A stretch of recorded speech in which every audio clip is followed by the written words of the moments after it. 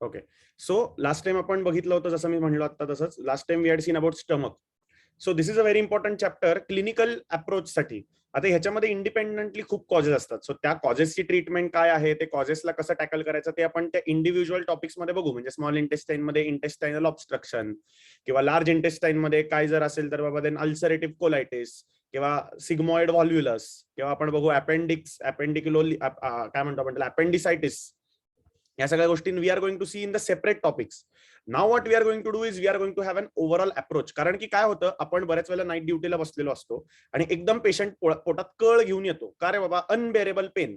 Normally थोडंसं आपल्यालाही दुखतं, कधी कधी ऍसिडिटी झाली म्हणून दुखतं, खूप खाल्लं म्हणून पोट फुगतं म्हणून दुखतं, किंवा बऱ्याच वेळेला आपल्याला इन्फेक्टिव्ह कोलायटिस म्हणजे काय, तर आपण काहीतरी बाहेर खातो बऱ्याच वेळेला, अमिबिक डिसेंट्री वगैरे असे काहीतरी आपल्याला आजार झाल्या कारणामुळे we can suffer from mild abdominal pen.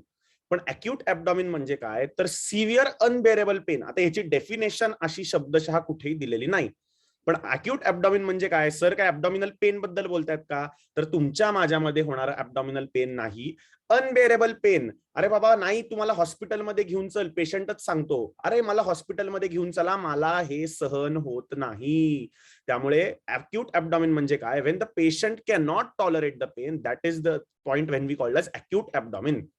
आता काही लोक सायकिक पण असतात, त्यांचं पण एक यात हे दिलेलं आहे. सायकिक म्हणजे काय, अरे बापरे थोडंसं खर्चटलं तर माझा मोठा ऍक्सिडेंट झाला, म्हणजे समोरच्याला वाटतं अरे हातपाय तुटला की काय. असेही लोक असतात आपल्याकडे. पण दिस इज टिपिकली फॉर दोज. त्याच्यामध्ये आपण बघूया सर्जिकल, नॉन सर्जिकल कॉजेस. पण अॅक्यूट ॲब्डॉमिन म्हणजे काय, तर ही पहिली डेफिनेशन नाही, पण अर्थ कळला पाहिजे. नाहीतर अॅक्यूट ॲब्डॉमिन म्हणजे काय नाही, अॅक्यूटली पेन चालू झालं म्हणून त्याला अॅक्यूट ॲब्डॉमिन म्हणलो नाही. अॅक्यूटली पेन चालू झालं, तुमच्या माझ्यामध्ये होतं बऱ्याच वेळेला, when we have dysentery, diarrhoea, एकदम कळ करते आणि पेन होतं, पण ते बेरेबल असतं. बऱ्याच वेळेला इरिटेबल बॉवेल सिंड्रोमचे पेशंट असतात, तुम्ही ज्या जनरल ओपीडीत बसता, आयबीएस चे पेशंट येतात, त्यांना पण अनेक वेळेला आपण बघतो की सर स्टूल पास झाले की एकदम छान वाटतं बाबा, ते पेन अॅक्यूट का रे बाबा, नाही. अॅक्यूट ॲब्डॉमिन म्हणजे काय, तर unbearable pain, and it is a surgical emergency. You can say a surgical emergency. आता इथे जातात एक डिस्क्लेमर देतो. डिस्क्लेमर म्हणजे काय, तर पहिला मुद्दा, दिस इज अ क्लिनिकल अप्रोच.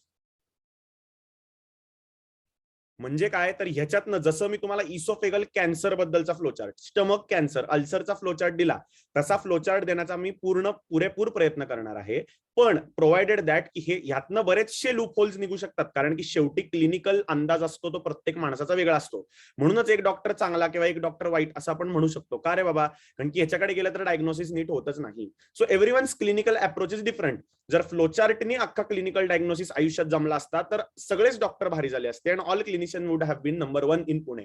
पण तसं नाहीये. त्यामुळे हा जो अप्रोच आहे, हा चांगल्या बुक्स मधनं, मी बघितलेल्या पेशंट्स मधनं, आणि ओव्हरऑल जे काही आतापर्यंतचे लिटरेचर आर्टिकल्स आहेत ह्याच्यातनं घेतलेलं आहे. त्यामुळे असं कुठल्या तरी एकाच बुकला स्टिक आहे, शॅकलफोर्ड, अरे बापरे शॅकलफोर्ड, मेनगोट का मेनगो, किंवा आपण बघितलं जर समजा सॅबिस्टन का सॅबिस्टन, असं नाहीये. सगळ्यातला जो अप्रोच आहे त्याचा अर्क आपण इथे बघणार आहोत.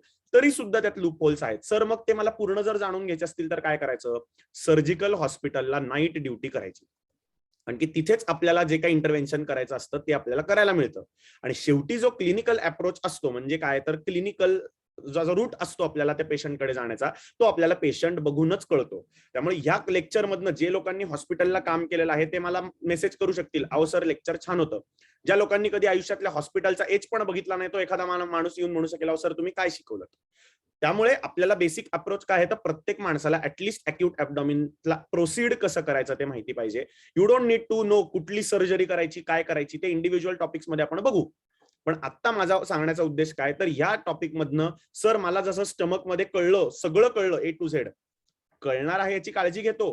पण त्यातनं सगळे लूप होल्स, बरेचसे डाऊट्स अनआन्सर्ड असतील, बरेचसे क्वेश्चन आन्सर सेशन घ्यावे लागतील. पण we are going to manage everything as far as it is possible.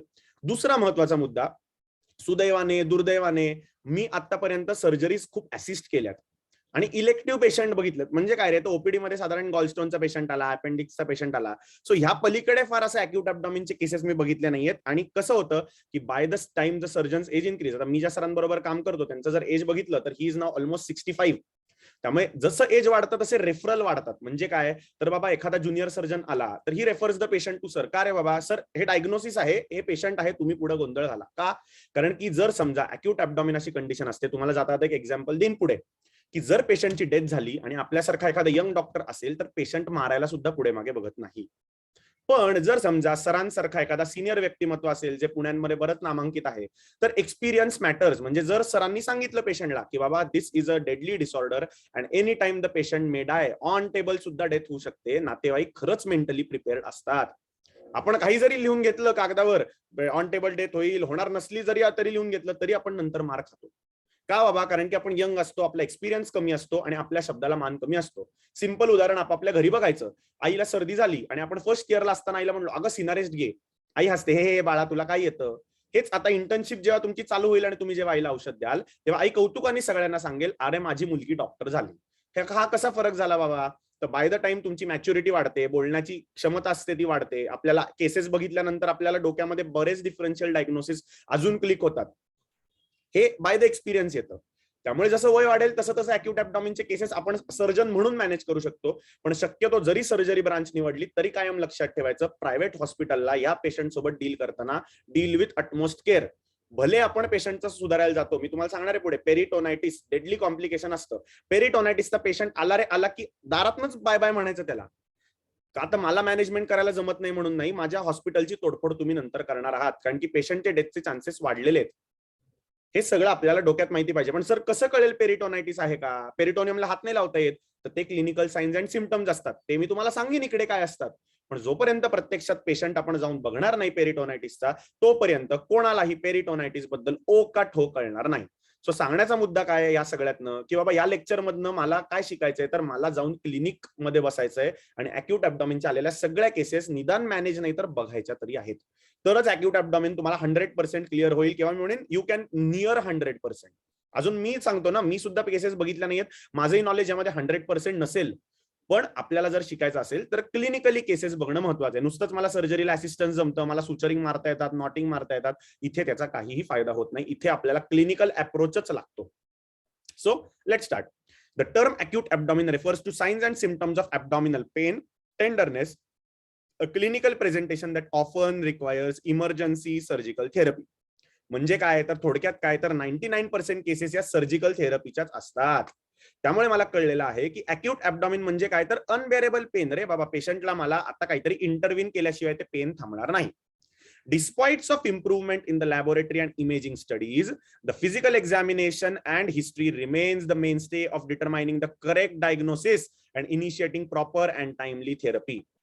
मी बरेच वेळेला इथे सांगणार आहे, आतापर्यंत मी इसोफेगस मध्ये तुम्हाला विचारलं होतं, स्टमक मध्ये विचारलं होतं, आपण बघितलं होतं की ट्यूमर झाल्यानंतर एंडोस्कोपिक अल्ट्रासाउंड, डायग्नोस्टिक लॅप्रोस्कोपी, पेट स्कॅन असे बरेच इन्व्हेस्टिगेशन सांगितले होते. इथे मी प्रत्येक स्लाइड मध्ये जवळजवळ हे वाक्य आहे की क्लिनिकल डायग्नोसिस आणि हिस्ट्री टेकिंग आणि फिजिकल एक्झामिनेशन या 3 गोष्टींच्या पलीकडे हे सगळे एक्सरे, सिटी स्कॅन, नंतर तुमचा MRI, या सगळ्या गोष्टी सेकंडरी असतात. कळलंय? जसं ब्रेन मध्ये सांगितलं होतं, कुठेही क्लिनिकली काही करत बसायचं नाही, पहिलं पेशंटला सिटी स्कॅनला पाठवायचं. तसं मी इकडे काय सांगतोय, जेवढं मॅक्सिमम तेवढं पेशंटला क्लिनिकली जज करायचं. पण कधी, सर मला सगळं क्लिनिकल नॉलेज आहे, सर मी शिकतोय, थांबा जरा 4-5 वेळा पालपेट करून बघतो, उद्या 1 तासभर वेळ जाईल, तो पेशंट तिथे मरेल. त्यामुळे इकडे आपल्याला माहितीये की झटपट काम झालं पाहिजे. उगाच मी पाल्या लावत बसलो, टाइमपास करत बसलो, जमणार नाही. We need very quick actions. Causes, आता आपण याला एक काम करूया, आता जेवढे जमतील तेवढे फ्लोचार्ट्स मध्येच खेळू. म्हणजे काय, तर बाबा फार थिअरी नकोच. आपण आता काय करणार आहोत, पहिलं एक आडवं पेज करा and now we are going to make the कॉजेसचा फ्लोचार्ट.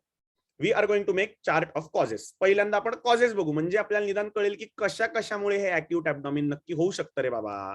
काय काय कॉजेस आहेत, तर पहिलं करा कॉजेस ऑफ अॅक्यूट ॲब्डॉमिन, पहिला फ्लोचार्ट.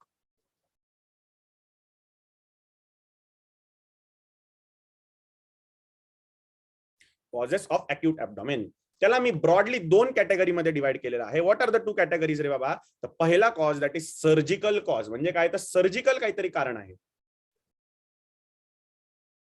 आणि दुसरा जो कॉज आहे that is called as medical cause. आता मेडिकल कॉज मध्ये मी डीप मध्ये फार शिरणार नाहीये, जाता जाता काही काही गोष्टी सांगेन, पण गोडबोले सर तुम्हाला मेडिकल मध्ये जे जे मेडिसिन मध्ये ते टॉपिक घेतील तिकडे ते कव्हर करतील. सर्जिकल कॉज मध्ये मला कळलेलं आहे, let's consider an organ which is maybe intestine. काय काय होऊ शकतं त्या इंटेस्टाईनला ज्याने अॅक्यूट काय म्हणू आपण त्याला म्हणू अॅक्यूट ॲब्डॉमिन होऊ शकेल. पटपट एक एक कॉज सांगा, काय होऊ शकतं त्या इंटेस्टाईन मध्ये, काय काय होऊ शकतं. intestinal obstruction. येस, ऑब्स्ट्रक्शन म्हणजे काय, तर पहिला कॉज मी केलेला आहे that is blockage of the lumen. आता ब्लॉकेज मध्ये वेगळे वेगळे कॉजेस आहेत. अजून काय होऊ शकतं रे बाबा? इंटेस्टाईनला अजून काय प्रॉब्लेम होऊ शकतो? इंटेस्टाईन एज अन ऑर्गन काय प्रॉब्लेम होऊ शकतो? लार्ज इंटेस्टाईन, स्मॉल इंटेस्टाईन, इंटेस्टायनल, इंटुससेप्शन, ते व्हॉल्व्युलस. सगळं ऑब्स्ट्रक्शन मध्ये घाल. म्हणजे काय, तर शेवटी ब्लॉक झालं ना ल्युमेन. मला अजून एक व्हेरिड कॅटेगरी सांगा, काय होऊ शकतं?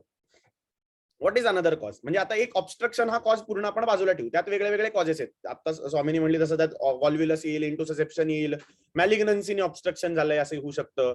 अदर कॉज काय असू शकतो? Major yes perforation. Great. Another cause which you found is, बघा तुम्हीच मला सांगताय, परफोरेशन. अजून काय होऊ शकतं रे बाबा? अजून एखाद्या ऑर्गन मध्ये काय होऊ शकतं?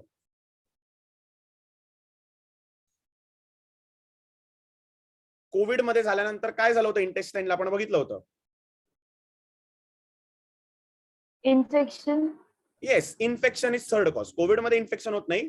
अजून काय होऊ शकतं बाबा? What can happen? आपण एक टॉपिक अख्खा मोठा घेतला होता आता. 2 टॉपिक पहिले काय केलं होतं बाबा? काय होऊ शकतं आतमध्ये? सॉरी, येस, अल्सरमुळे काय होतं? अल्सरमुळे काय होतं? ब्लीडिंग. Yes, bleeding. अजून एक कॉज मला सापडला, ब्लीडिंग. अजून काय होऊ शकतं? शेवटचा कॉज, हार्ट अटॅक मध्ये काय होतं रे बाबा? इस्केमिया. येस, इश्किमिया. म्हणजे मला सर्जिकल कॉजेस मध्ये मी एवढे 5 कॉजेस केले. आता ह्याच्यामध्ये जे तुम्हाला माहिती, आता मगाशी आपल्याला तेजल जे म्हणली की बाबा इंटुससेप्शन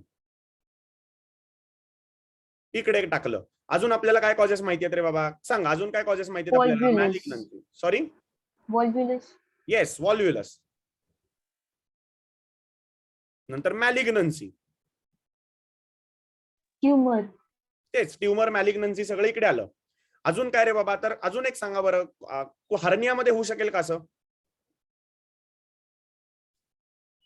काय होईल हर्नियामध्ये?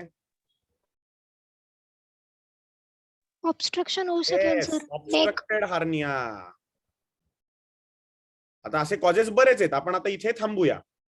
Perforation, DU perforation, gastric ulcer perforation. आठवलं का रे बाबा? ह्याची आपण मॅनेजमेंट पण बघितली होती. गॅस्ट्रिक परफोरेशन झालं तर स्टेबल का अनस्टेबल? स्टेबल तर गॅस्ट्रेक्टॉमी, अनस्टेबल तर ग्राहम्स पॅच. आठवलं का? ओमेंटल पॅच रिपेअर. नंतर डायव्हर्टिक्युलर परफोरेशन. आपण जेव्हा तुम्हाला सांगितलं होतं की सिग्मॉइड डायव्हर्टिक्युलायटिस आपण बघितलं होतं, लोअर जीआय ब्लिडिंगचं, मॅसिव्ह ब्लिडिंगचं कॉज बघितलं होतं. डायव्हर्टिक्युलर परफोरेशन. इन्फेक्शन मध्ये काय रे बाबा? कोलेसिस्टायटिस. नंतर काय? अपेंडिसायटिस. नंतर काय? तर सिव्हिअर कोलायटिस. तुम्हाला मी सुडो मेम्ब्रेन कोलायटिस म्हणून एक कंडिशन सांगणार आहे. So colitis, infective colitis. Bleeding मध्ये काय होऊ शकतं रे बाबा? ब्लिडिंग मध्ये काय होऊ शकतं? सॉरी, पण तो अॅक्यूट ॲब्डॉमिन नसतं. That is acute perineal pain. That is acute perineal pain. आपण बघितलं होतं अल्सरेशन, एपिगॅस्ट्रिक पेन. मला आताच कुठल्या तरी एकामध्ये एक पेशंटचा मला फोन आला होता की सर व्हेरी सिव्हिअर पेन. सरांचीच एक पेशंट होती, व्हेरी सिव्हिअर पेन होतं. पुण्यामध्ये खूप फिरली, कुठल्याही कन्सल्टंटनी अटेंड केलं नाही. मग शेवटी आपल्याच सांगण्यावरनं तिला IV पॅन लावण्यात आलं आणि त्याच्यानंतर शी रिकवर्ड. म्हणजे एवढं पेन होतं की ती हॉस्पिटलला गेली. त्यामुळे ब्लिडिंग, अल्सरेशन, पेप्टिक अल्सरेशन, गॅस्ट्रायटिस हे सगळं ब्लिडिंग मध्ये आलं. नंतर इश्किमिया आपण बघितलं होतं. इश्किमियाचे 2 प्रकार, आर्टेरियल आणि वेनस. आर्टेरियल असेल तर काय बाबा? एम्बॉलिझम किंवा सुपिरियर मेसेंट्रिक आर्टरी थ्रॉम्बोसिस. आपण हे सगळं डिटेलमध्ये बघणार आहोत. स्मॉल इंटेस्टाईन जेव्हा शिकणार आहोत तेव्हा सगळं बघणार आहोत. व्हीनस कॉजेस मध्ये काय असू शकतं रे? तर सुपिरियर मेसेंट्रिक व्हेन थ्रॉम्बोसिस. दोघांची ट्रीटमेंट वेगळी. आत्ताच आता जाऊन टच करूया त्या ट्रीटमेंटला. आर्टेरियल कॉज मध्ये आपण काय करणार आहोत? अँजिओग्राफी किंवा स्टेंटिंग करू शकतो. Angiography, stenting, or we can do a vascular bypass. इकडे आपण काय करणार होतो? अँटीकोॲग्युलेशन, म्हणजे वारफॅरिन वगैरे नॉवेल अँटीकोॲग्युलेशन जे असतात इथे आपण करणार होतो अँटीकोॲग्युलेशन. आता ट्रीटमेंट अजून याच्यात बरंच सांगणार आहे तुम्हाला. थ्रॉम्बोलाइज कधी करायचं का नाही, we are going to discuss in small intestine. So basic causes मला कळले हे सगळे, हे झाले सर्जिकल कॉजेस. आता माझ्याकडे जागा नाहीये मेडिकल कॉजेससाठी, त्यामुळे तुम्ही तिथे कंटिन्यू करा मेडिकल कॉजेस. इथपर्यंत लिहिलंय सगळ्यांनी? झाले का सगळे? So these are basic causes. हे regular day to day life मध्ये दिसणारे कॉजेस आहेत. उगाच काहीतरी भारीतलं इकडे तिकडे पकडायला जाऊ नका. कॉमन दिसतं ते बघायचं, उगाच रेअर गोष्टी शोधायला जायच्या नाहीत. इथपर्यंत लिहिलंय सगळ्यांनी? Okay, so I will start now with medical causes. Medical कॉजेसला मी 3 गोष्टींमध्ये डिवाइड करतो. काय रे बाबा 3 गोष्टी? एकतर एंडोक्राइन कॉजेस, नंतर काय बाबा अजून एक कॉज केलेला आहे मी, टॉक्सिन्स.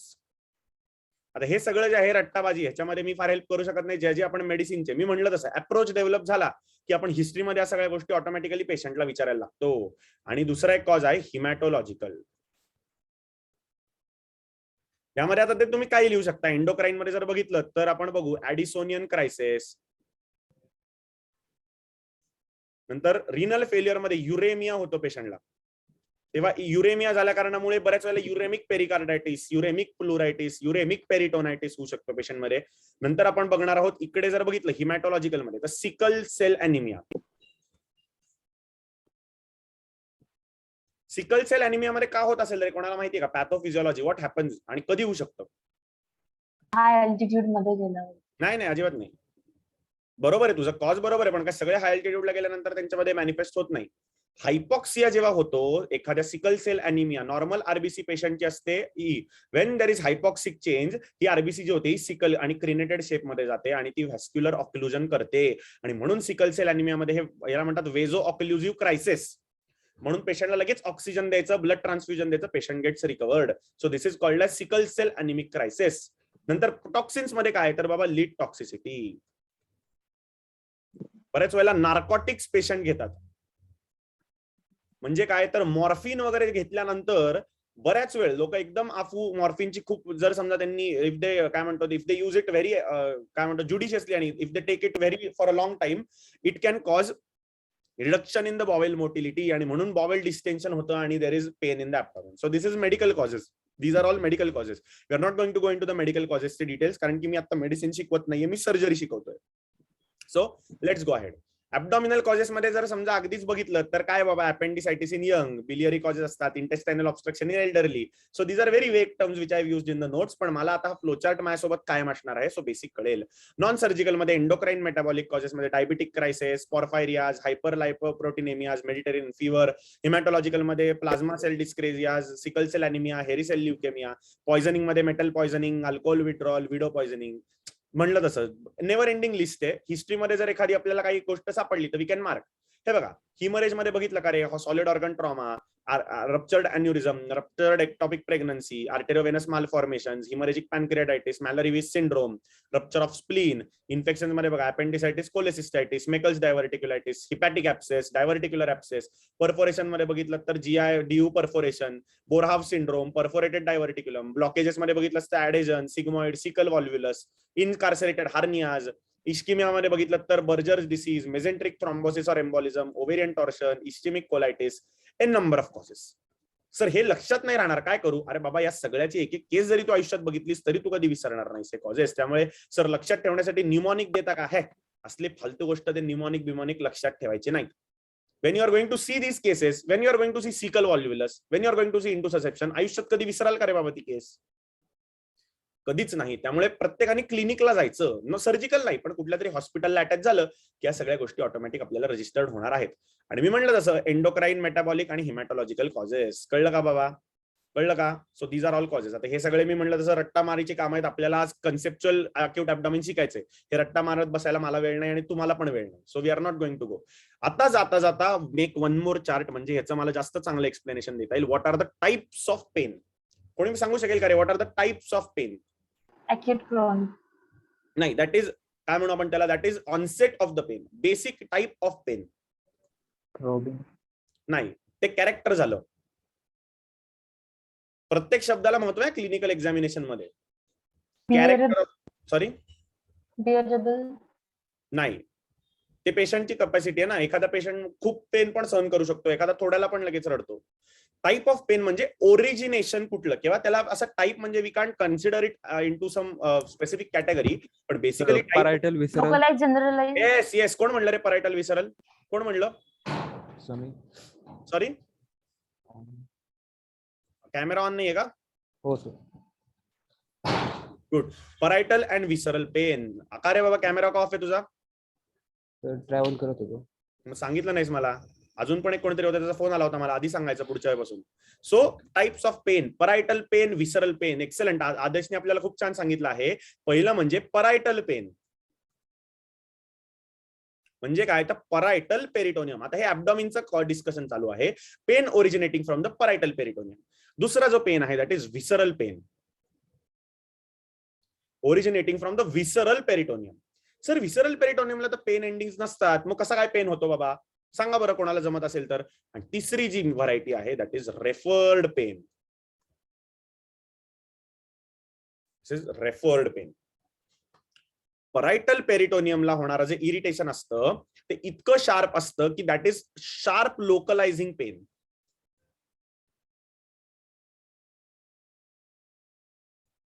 विसरलला पेन कसं असतं मला कोणीतरी सांगणार आहे. आणि रेफर्ड पेन म्हणजे काय राजांनो, की बऱ्याच वेळेला, आता मी तेच सांगतोय, विसरल ऑर्गनला पेन सेन्सेशन नसतं. विसरल ऑर्गनला पेन सेन्सेशन नसतं. पण आता आपण एक गंमत बघू की इकडे वी हॅव अपेंडिक्स, इकडे अपेंडिक्स आहे, इकडे आपलं सिकम आहे, इकडनं लार्ज इंटेस्टाईन चालू होते. सर अपेंडिक्सला जेव्हा इन्फ्लेमेशन होतं तेव्हा अपेंडिक्सला सप्लाय करणारी विसरल विसरल नर्व, त्याची जी रूट व्हॅल्यू आहे ती आहे T10. आणि तशीच त्याच रूट व्हॅल्यू मधून निघणारी जी सोमॅटिक नर्व असते, जी तिकडल्या स्किनला सप्लाय करते डर्मॅटोमला, ती अम्बेलिकस पशी जाऊन सप्लाय करते, तिचीही व्हॅल्यू असते T10. म्हणजे रेफर्ड पेन काय झालं मित्रांनो, अम्बेलिकसला इरिटेशन झालं, पण ते अम्बेलिकस मध्ये काहीतरी इन्फ्लेमेटरी प्रोसेस चालू झाल्यानंतर त्याचं इरिटेशन जे झालं ते मला कुठे जाणवायला लागलं रे? पेरी अम्बेलिकल रिजन मध्ये. सो अपेंडिक्सचं पेन मला रेफर झालं पेरी अम्बेलिकल रिजन मध्ये. That is called as referred pain. That is called as referred pain. अजून रेफर्ड पेन सर काय सांगाल रे बाबा? Gas under the diaphragm, right dome of the डायफ्रॅमच्या खाली गॅस आला की शोल्डर टिप पेन होतं. नंतर कार्डियक मध्ये रेफर्ड पेन असतं. आपल्याला referred to the jaw, it can refer to the ulnar border, it can refer to the epigastrium. That is referred pain. म्हणजे काय, विसेरलला जाणारी नर्व आणि त्याचा असलेला डर्मॅटोमल सप्लाय तो एक असेल की तिकडे त्या पेनचं डिस्ट्रीब्युशन झालं. सर विसरल पेन म्हणजे काय हो सर? तर विसेरा ऍब्डॉमिनला एकच इंटेस्टाईनला कॅरेक्टरिस्टिक दिली आहे. तुझं जर डिस्टेन्शन झालं तर तुझ्यामध्ये मी स्ट्रेच रिसेप्टर्स देतो, कारण की perforation is the only problem which can be painful. तर तुला मी स्ट्रेच रिसेप्टर देतो. त्यामुळे जर विसरल पेन बघितलं तर ते असतं स्ट्रेच टाइप ऑफ पेन, म्हणजे स्ट्रेच रिसेप्टर्स असतात. त्यामुळे डिस्टेन्शन ऑफ इंटेस्टाईन झाले, खूप पोट तंब फुगलं ऑब्स्ट्रक्शनमुळे, की पेशंटला वेग, इल डिफाइंड आणि नॉन लोकलायझिंग पेन होतं. बघा आपण स्वतःच कधीतरी प्रयोग केलेला असेल. जर समजा आपण काहीतरी बाहेर खूप खाल्लं आणि गॅसेस झाले, पोट दुखतंय सर, मला एक ठिकाण दाखव. अहो सर एक नाही हो, असं सगळंच पोट दुखतंय. दाबल्यावर बघितलं नाही हो सर, दाबू नका, कसं तरी होतंय, पण तुम्ही कळवळत नाही. ते का पेन होतंय राजांनो? आपण इतकं खाल्लेलं असतं की इंटेस्टाईन डिस्टेंड झालेले असतात, आणि ते डिस्टेन्शनमुळे झालेलं पेन त्याला मी म्हणलं विसरल पेन. त्यामुळे तुम्ही म्हणाल अरे विसराला पेन नसतं, तर कुठं आलं? तर दॅट इज कॉल्ड ॲज विसरल पेन. रेफर्ड पेनचे काही एक्झाम्पल त्यांनी अॅक्यूट ॲब्डॉमिनच्या संदर्भात दिले, ते आता आपण बघणार होतो. कळले टाइप ऑफ पेन? कळलं प्रत्येकाला? लिहिलंय प्रत्येकाने? लिहिलंय? टाइप ऑफ पेन कळले? परायटल पेन, विसरल पेन आणि रेफर्ड पेन कळले प्रत्येकाला इथपर्यंत? सो आपण रेफर्ड पेनचे एक दोन आता we are going to see few of the referred पेनचे टाइप्स, किंवा त्याचे आपण एक्झाम्पल्स बघणार आहोत. So this is the referred pain. Sir कुठलं झालं रे बाबा? लिव्हर गॉल ब्लॅडरचं पेन जे आहे that is referred to the tip of right shoulder. Tip of right shoulder. Right hemi डायफ्रॅमला काही प्रॉब्लेम असेल, डायफ्रॅमच्या खाली एअर आली, लेफ्ट शोल्डरला बघा हार्ट, टेल ऑफ पॅनक्रियास, स्प्लीन आणि लेफ्ट हेमी डायफ्रॅम. त्यामुळे जे शोल्डर टिप पेनचे पेशंट येतात त्यांना शोल्डर दाबून बघायचा, मुवमेंट करून बघायची, म्हणजे कळतं ऑर्थोपेडिक पेन आहे का हे रेफर्ड पेन आहे. बऱ्याच वेळेला स्प्लीनचं पेन, टेल ऑफ पॅनक्रियाटायटिस असतो आणि पेशंट म्हणतो सर शोल्डर दुखतोय. सर असं काही खूप दुखत नाही, पण ठणाणा नाही, पण असं थोडंसं ना असं डिस्कम्फर्ट पेन होतोय, म्हणजे दॅट इज रेफर्ड पेन. आणि स्क्रोटम टेस्टिकल मध्ये युरेट्रिक पेन आपण बघितलं होतं. स्क्रोटम मध्ये युरेट्रिक कुठे कुठे जर तो स्टोन असेल, if the stone is present, म्हणजे स्टोनच्या लोकेशनवरनं आपण पेन आयडेंटिफाय केलं होतं. आठवत असेल तर जाऊन युरोलॉजी परत बघा. युरेटर मध्ये renal pain is constant pain, it is not colicky, का तर कॅप्सूल डिस्टेंड होते. सगळं रिनल मध्ये शिकवलंय स्टोन मध्ये. परत विसरलं असेल तर आपल्याला जाऊन रिवाइज करण्याची गरज आहे. Go and study again. त्यामुळे मला सांगण्याचा मुद्दा काय, तर इथे रेफर्ड पेन आलं होतं, त्याच्या रेफरन्सनी मी तुम्हाला रेफर्ड पेन बद्दल सांगितलं. सर आता काय करू बाबा, काहीही करू नको, सांगतोय ते फक्त लक्षात घे. हिस्ट्री टेकिंग आणि फिजिकल एक्झामिनेशन वर पूर्ण भर द्यायचा. म्हणजे काय, तर हिस्ट्री टेकिंग आणि फिजिकल एक्झामिनेशननी you are going to come to a diagnosis, ही माझी गॅरंटी आहे. कधी, सर सगळं सर्जरी झालेलं आहे, सर सगळं येत आहे, आता तुम्ही काहीही करा, मी पेशंट समोर ठेवा, मी डायग्नोसिस देतो. मग सर तुम्हाला जमेल का? मला जमणार नाही, कारण की अजून माझं सर्जरी खूप बाकी आहे. असा सब्जेक्ट आहे की जो आयुष्यात कधी संपू शकत नाही. सो आयडियली कोणालाच जमणार नाही, पण क्लिनिकल अप्रोच, क्लिनिकल जजमेंट प्रत्येकाला आली की हळूहळू you are going to learn this things by your own. Any history of pain must include. आता इथे जाता तुम्हाला मी 3 गोष्टी सांगणार आहे. हिस्ट्रीमध्ये 3 गोष्टी माझ्यासाठी महत्वाच्या आहेत आणि राहिलेल्या त्यासोबतच्या 2. फ्लोचार्ट बनवा, मग बाकीचं आपण स्लाइड मध्ये बघू की पेनचे कॅरेक्टरिस्टिक काय काय असतात. आत्ताच आपण बघितलं पेनची हिस्ट्री. हिस्ट्री ऑफ पेन मध्ये काय काय विचारणार रे बाबा, काय आतापर्यंत आता जे लोक मेडिसिनच्या पोस्टिंगला जात आहेत त्यांना माहिती असेल what do we ask in pain. पेनची काय काय काय काय काय गोष्टी विचारतो बाबा पेनला आपण. ड्युरेशन, अॅक्यूट सांगतोय, म्हणजे ऑब्व्हियसली 2 किंवा 3 दिवस झाले ते नको मला. अॅक्यूट ॲब्डॉमिनच आहे शिकतोय आपण. Location, intensity. Intensity patient to patient differ करते. मला टाचणी लागली तर मला काहीच होत नाही, एकाला टाचणी लागली की तो बेशुद्ध पडतो. इंटेन्सिटी आपण नाही असं सांगू शकत. तो अॅक्यूट ॲब्डॉमिन म्हणजे हायली इंटेन्सिव्ह म्हणूनच तो तुमच्याकडे आलाय. सो पहिलं जे आपल्याला स्वामींनी सांगितलं आहे that is about the site of the pain. Site of the pain, is it localised or generalised?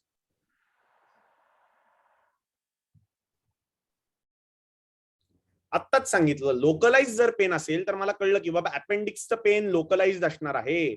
इंटेस्टायनल डिस्टेन्शनचं pen, obstruction झालंय तर जनरलाइज्ड पेन असणार आहे. पेरिटोनायटिस जनरलाइज्ड पेन असणार आहे. नंतर मी विचारणार आहे प्रोग्रेशन, सगळ्यात महत्वाचा पॉइंट. सर एक पॉइंट मला अख्ख्या हिस्ट्री मधला सांगा तर प्रोग्रेशन, कारण की अख्खे फ्लोचार्ट पुढे मी ह्याच्यावर शिकवणार आहे तुम्हाला. प्रोग्रेशन म्हणजे काय सर, काल पेन चालू झालं, अचानक ठणाणा वाढत वाढत वाढत चाललाय सर, कंट्रोल होत नाहीये. सर 2 तास झाले पेन चालू झालं, मगाशी इंटेन्सिटी जर 10% असेल तर आता 100% झालीये. म्हणजे काय तर अॅक्यूट किंवा आपण त्याला म्हणू सडन प्रोग्रेसिव्ह. आणि दुसरा जो कॅरेक्टरिस्टिक असतो दॅट इज ग्रॅज्युअल प्रोग्रेसिव्ह. आता आपण एक एक्झाम्पल घेऊ, यातलं दोघांमधलं कुठलं चांगलं रे बाबा. तर काय झालेलं आहे, माझ्या आणि माझ्या गर्लफ्रेंड मध्ये गेले 2-3 महिने खूप वाद होत आहेत आणि मग तिने येऊन माझ्याशी ब्रेकअप केला. म्हणजे मला कळलं की ग्रॅज्युअली प्रोग्रेसिव्ह होतं. म्हणजे काय तर वादावादी चालू असल्यानंतर ब्रेकअप झाल्यानंतर फार वाईट नाही वाटलं. ते वाईट वाटलं नाही तर मग थोबाडीत मारून घ्यावी लागेल मला स्वतःच्या. पण सांगण्याचा मुद्दा काय तर ग्रॅज्युअली जी गोष्ट होत गेली, म्हणजे तिलाही कुठेतरी माहिती होतं की हे जमत नाहीये, मलाही माहिती होतं कुठेतरी जमत नाहीये. So this is gradually progressive. त्यामुळे you can have time here. Sudden progressive मध्ये काय झालं मित्रांनो, सडन प्रोग्रेसिव्ह मध्ये काय झालं, एकदम सगळं छान चाललं होतं आणि फोन आला मला जमत नाहीये, हे सगळं संपलं. अरे बाप रे, आता झाला की नाही विषय. त्यामुळे जर मला कोणी विचारलं की अरे बाबा कुठलं प्रोग्रेसिव्ह पाहिजे, तर आयडियली पेनच नाही पाहिजे, म्हणजे गर्लफ्रेंड सोडून नाही गेली पाहिजे मला. पण जर वाटलंच तर gradually progressive is always better, कारण की you can have time. Sudden progressive त्याच्यामध्ये पेशंटची कंडिशन. का रे बाबा सडन प्रोग्रेसिव्ह कशात होऊ शकेल मला पहिलं सांगा. एकदम सडन प्रोग्रेसिव्ह सर आता 10 मिनिटापूर्वी एकदम ओके होतो, 15 मिनिटात सर पेन व्हायला लागलं आणि पुढच्या 2 तासात सर बेअरच होत नाहीये. काहीतरी करा, मारून टाका मला पण पेन. अॅक्यूट अपेंडिसायटिस मध्ये कधीच सडन प्रोग्रेसिव्ह पेन नसतं, ग्रॅज्युअल प्रोग्रेसिव्ह. टॉर्शन मध्ये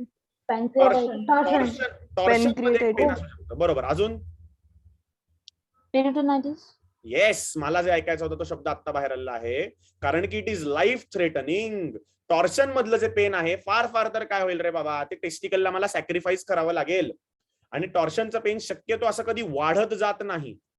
इट इज युजली सायलेंट. आता हे प्रत्येक आपण त्या त्या टॉपिक्स मध्ये बघत गेलेलो आहे, त्यामुळे आपल्याला कळलं पाहिजे. सडन प्रोग्रेसिव्ह म्हणजे काय, तर इट इज पेरिटोनायटिस. एक डोक्यात माझ्या पहिला क्लिक लागला, oh is it sudden, is it peritonitis. आणि तिसरा महत्वाचा फॅक्टर जो आहे that is character of the pain. Character म्हणजे अरे बापरे हा मुलगा चांगला आहे का नाही ते वाला कॅरेक्टर नाही. पेन कसं आहे, म्हणजे is it colicky, is it dull, or is it sharp. Sharp pain असेल तर मला कळलं की अरे परायटल पेरिटोनियमचा काहीतरी संबंध आला. जर समजा डल एकिंग पेन असेल तर मला कळलं ओके विसरल पेन म्हणजे कुठेतरी ऑब्स्ट्रक्शन वगैरे असू शकेल बाबा, म्हणजे इंटेस्टायनल डिस्टेन्शन झालं की काय. आणि कोलिकी पेन म्हणजे मला कळलं की is it originating from ureter or is it originating from bowel, म्हणजे युरेट्रिक पेन आहे, बॉवेल पेन आहे का, is it due to liver म्हणजे हिपॅटायटिसमुळे पेन झालंय का, ब्लॅडर आहे सिस्टायटिसमुळे पेन झालंय का. असं मला हे सगळं डिफरन्शिएट करण्यासाठी मला कोलिकी पेन आहे का नाही ते कळलं. So this is about the character of the pain. हे 3 मेजर पॉइंट्स आहेत. बर, due respect to all the girlfriends आणि बॉयफ्रेंड्स हिअर, मी आपलं फक्त लक्षात राहावं म्हणून एक्झाम्पल दिलेलं आहे. कोणी पण असे काहीतरी फालतूगिरी म्हणजे सडन केलं तर त्याला जास्त त्रास होईल, ग्रॅज्युअली केलं तर कमी त्रास होईल, अशा कुठल्याही गोष्टी वापरून एकमेकांसोबत ब्रेकअप करू नका. नाही तर म्हणाल सरांनी सांगितलं होतं सडन म्हणजे एकदम त्रास होतो मुलाला, मग मी सडनच ब्रेकअप करते ना, त्रासच द्यायचा त्याला. असं कधी करायला जाऊ नका. कळलं का? Good. Now we are going to study about the important point that is associated features. Associated features, काय काय असोसिएटेड सिम्पटम्स असू शकतात रे?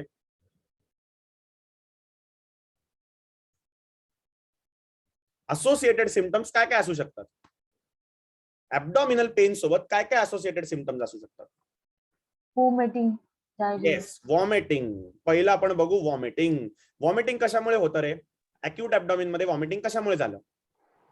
2-3 कॉजेस सांगा दादा. येस, कशामुळे? Vagus nerve stimulate. नाही नाही, एवढं डिटेल आपल्याला पायलोरस ऑब्स्ट्रक्शन. येस, म्हणजे काय तर इंटेस्टायनल ऑब्स्ट्रक्शन मध्ये व्हॉमिटिंग झालं. नंतर काय रे बाबा, आता अल्सर मध्ये आपण बघितलं होतं हिमॅटेमेसिस, तिथे पण व्हॉमिटिंग झालं. 1-2 कॉजेस. नंतर डायरिया. कोणामध्ये डायरिया होईल रे? तुम्हाला सांगणार आहे, ब्लडी डायरिया दिसतो. कशामध्ये दिसतो? इस्चिमिक बॉवेल मध्ये. एवढं घाणेरडं पेन प्लस डायरिया म्हणलं की इस्चिमिक बॉवेल आपल्याला लक्षात आलं पाहिजे. बाकी युजली कोलायटिस मध्ये वगैरे एवढं दिसत नाही, किंवा अल्सरेटिव्ह कोलायटिस, क्रॉन्स डिसीज, ह्याच्यामध्ये सुद्धा तितकंच पेन दिसू शकतं. तिसरं काय रे बाबा, what is the third thing which can happen, तर ऑब्स्टिपेशन. म्हणजे काय माहितीये कोणाला? ऑब्स्टिपेशन म्हणजे काय माहितीये?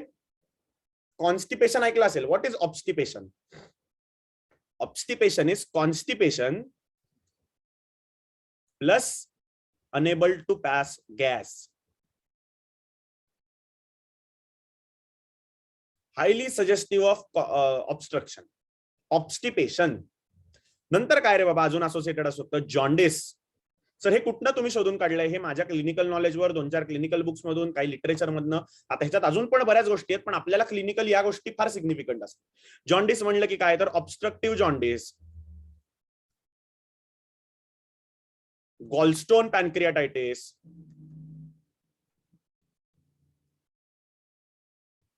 नंतर काय रे बाबा हिपॅटायटिस. या सगळ्या गोष्टी लक्षात आल्या. सर अजून काय असू शकतं रे बाबा? हिमॅच्युरिया. आपण युरोला विसरूनच गेलो की बाबा अॅक्यूट ऍब्डॉमिन तिकडे पण येऊ शकतं. हिमॅच्युरिया. काय असू शकतं रे बाबा? सिस्टायटिस. नंतर काय? Ureteric colic, renal colic. Great great great, चांगलं जमतंय की. आणि असोसिएटेड विथ इटिंग हॅबिट्स, म्हणजे अल्सर्स, पेप्टिक अल्सर आपण बघितले होते. Association with eating habits.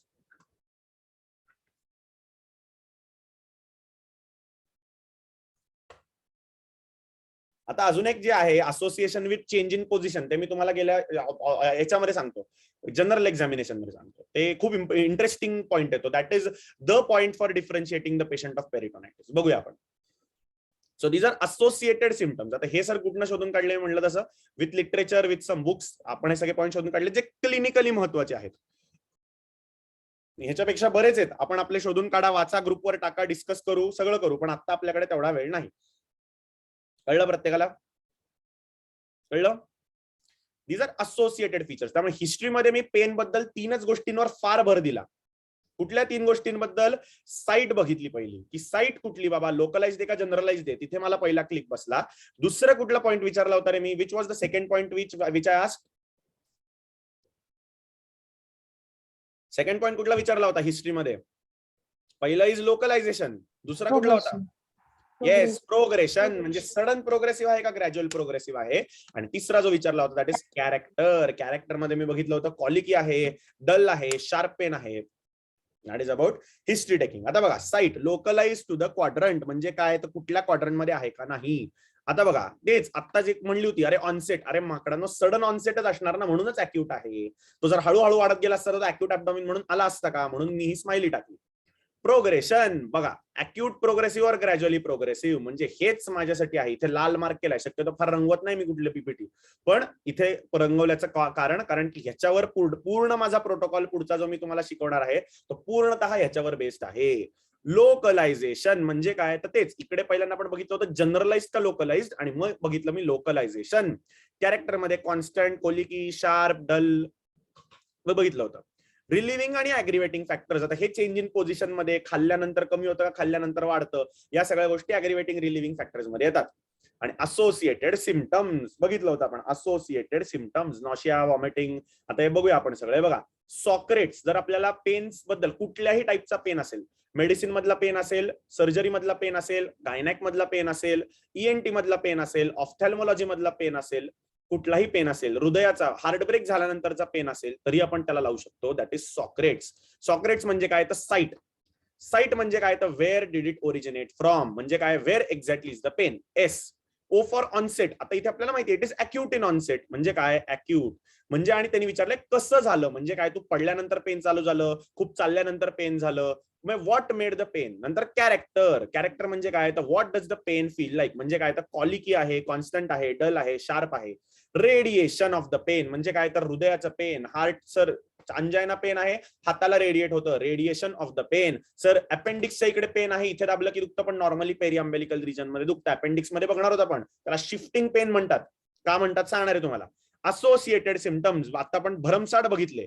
Nausea, vomiting, jaundice, haematuria, obstipation, vomiting, we saw lot of them. Time आणि ड्युरेशन किती वेळापासून आहे. SOCRAT. ई म्हणजे काय रे बाबा, अॅग्रिवेटिंग रिलिव्हिंग म्हणजे एक्झॅझरबेटिंग अँड रिलिव्हिंग फॅक्टर्स म्हणजे हे इकडे मी तुम्हाला एकच महत्वाचा फॅक्टर आहे, मुवमेंट. हे मी काय असतं मुवमेंटचं मी तुम्हाला सांगणार आहे आता पुढे एक्झामिनेशन मध्ये, I am going to tell you. पण अॅक्यूट ॲब्डॉमिनच्या कन्सर्न मध्ये movement is the most important aggravating or relieving factor. आणि नंतर जी येणार आहे दॅट इज सिव्हिअरिटी. आता ही पेशंटची सिव्हिअरिटी असते, त्याला एक पेन स्कोर नावाचा स्कोर असतो. जे लोक आयसीयूत काम करतात तिथे एक चार्ट केला असतो 0 to 10 पेशंटचा चेहरा, त्याला पेन चार्ट म्हणतात. तो आयडियली त्याचा फार काही महत्वाचा नसतो, पण आपल्याला हे न्यूमॉनिक कंप्लीट करण्यासाठी पण त्यांनी तो इन्क्लूड केला आहे. That is Socrates. कळलं का. हे कुठेही लावू शकता. म्हणजे मेडिसिनची जेव्हा आपण हिस्ट्री घेणार असतो पेनची, कुठल्याही पेनची हिस्ट्री जेव्हा घेतो तेव्हा आपण पेन कसं सांगणार आहे, तर बाबा there was a pain in the abdomen, site was in the epigastrium, onset was sudden, it was काय म्हणतो, it was sharp in characteristic, the pain radiated, the pain did not have any radiation, it was associated with vomiting. Time and duration जर बघितलं तर it is since 3 days, exacerbating factors relieved after having food म्हणजे मला कळलं duodenal ulcer आहे, कदाचित perforated झाला असू शकेल. सो मला या सगळ्या गोष्टींचा अंदाज कळलेला आहे. Socrates, everyone should know this, that is Socrates. नंतर काय रे बाबा, आता फिजिकल एक्झामिनेशन. आता फिजिकल एक्झामिनेशन मध्ये काय, तर मला कोणी सांगेल का ॲब्डॉमिनचं एक्झामिनेशन कसं करतात बाबा. What are the 4 characteristics of examination of any system. कसं आपण कुठली पण सिस्टीम एक्झामिन करतो. सगळ्यात final palpation, yes, percussion, auscultation, yes, inspection, palpation, percussion, हा बरोबर. अजून परकशन आणि auscultation. Yes, auscultation. आता तुम्हाला जो मी रूल सांगतोय तो फक्त एखाद दुसऱ्या बुक मध्ये दिलेला आहे. हा कोणी विचारला तर फार हुज्जत घालायला जायची नाही, कारण की सगळ्या मेडिसिनच्या पुस्तकं हेच फॉलो करा म्हणून सांगतात. मी सर्जन म्हणून तुम्हाला आज काहीतरी फक्त ॲब्डॉमिनल एक्झामिनेशन बद्दल एक सल्ला देणार आहे. आपण आपल्या प्रायव्हेट प्रॅक्टिसमध्ये हाच वापरणार आहोत, पण एक्झाम मध्ये हुज्जत घालायला जायची नाही एक्झामिनर बरोबर, नाहीतर आपण नापासून बाहेर येऊ. कारण की मी सांगतोय ते बरोबर आहे, पण एक्झामिनर सांगतोय ते चुकीचं नाही, कारण की त्यांनी जनरलाइज फॉर्मॅट बंद त्यांनी तुम्हाला सांगितलं आहे. I am going to tell you a very specific format. Abdomen मध्ये कायम पहिलं काय करणार, इन्स्पेक्शन. दुसरं काय करायचं राजांनो, दुसरं always and always go for auscultation. का ते तुम्हाला कोणाला उत्तर कळलं तर तुम्ही मला सांगा, नाहीतर आपण बघू पुढे. सांगणार आहे मी तुम्हाला त्याचं उत्तर. Then go for percussion and then go for palpation. Then go for palpation. हाच फॉर्मॅट फॉलो करायचा. मला कोणी सांगेल का रे बाबा असं का करायचं? Does anyone have idea?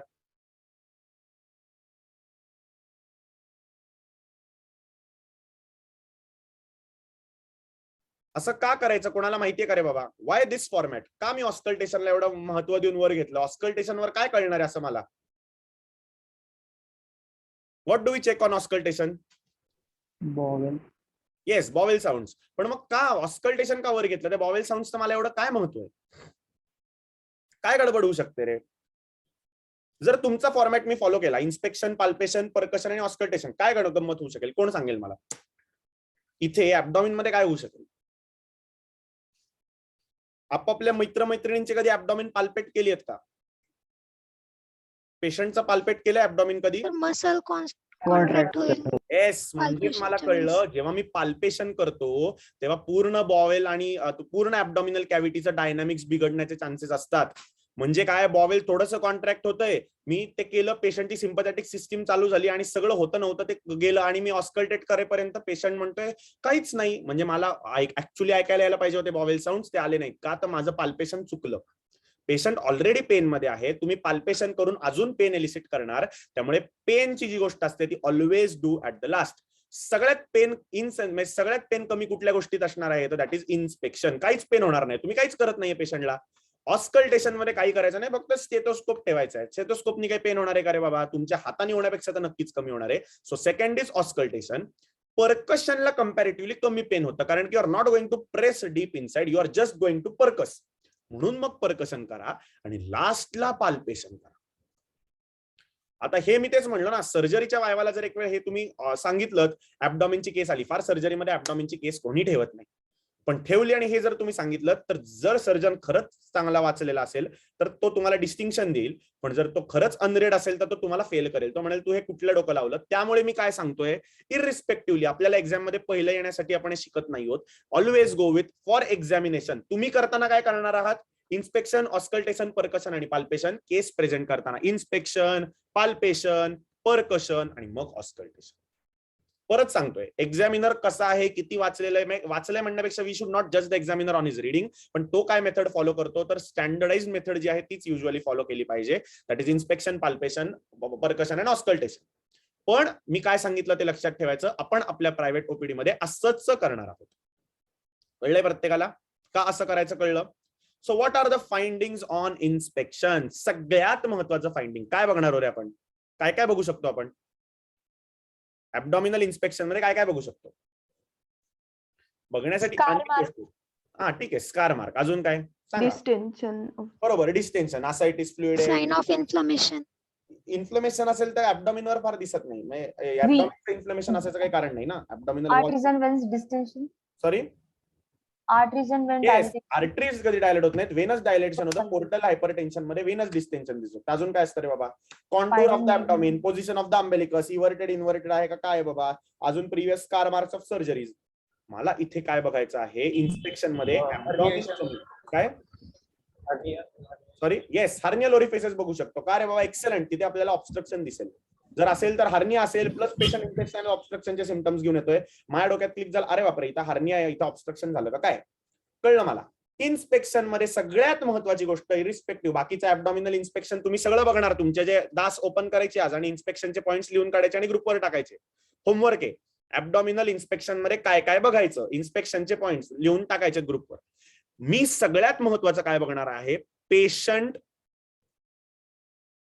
Position. Patient position ह्यात मला काय क्लू मिळणार आहे? जर समजा पेशंट एकदम स्थिर म्हणजे काय तर this is the patient abdomen, this is the neck, this is the head, आणि पेशंट असा गुडगा घेऊन असाच्या असा पडू नये, शांत, सर दुखतंय, सर दुखतंय. पेशंटला म्हण हल, नाही सर हल्लं तरी दुखतंय. मला कळलं पेरिटोनायटिस आहे. म्हणजे काय, if the patient is not able to move, एकदम स्थिर पोझिशन, तर मला कळलं पेरिटोनायटिस इज पॉसिबल. आणि जर समजा या पेशंटमध्ये पेन जे आहे ते आहे, पण तो सारखं इकडल्या कुशीवर इकडे रेस्ट मिळते का बघतोय, तिकडल्या उशीवर तिकडे रेस्ट मिळते का बघतोय, म्हणजे ही इज व्हेरी रेस्टलेस, म्हणजे मला तिथे कळलं देर इज नो पेरिटोनायटिस. म्हणजे माझं जे डायग्नोसिस चालू झाले, ओके, म्हणजे ते ऑब्स्ट्रक्शन असू शकेल, ओके, मग ब्लिडिंग असू शकेल, मग इश्किमिया असू शकेल, ओके ओके ओके, तिकडे शिरलो. पेरिटोनायटिस, अरे बापरे, ऑब्स्ट्रक्शन असेल, अरे परफोरेशन झालं की काय, पेरिटोनायटिसचे साईन्स दिसत आहेत. सगळ्यात महत्वाचा फॅक्टर जो मला बघायचा आहे that is if the patient is having peritonitis or no. पहिला महत्वाचा मुद्दा जो मला शोधून काढायचा, if the patient is having peritonitis or no. त्यामुळे इन्स्पेक्शन मधला एकच पॉईंट जो मी तुम्हाला शिकवणार that is patient position. Is the patient in एकदम still position or is the patient moving here and there. एक 2च मिनिटं मी आलो परत, मला जरा ऍक्च्युअली चार्जर दिसत नाही, 2च मिनिटात मी चार्जर घेऊन आलो, तोपर्यंत तुम्ही लिहून घ्या. Inspection, okay, sorry.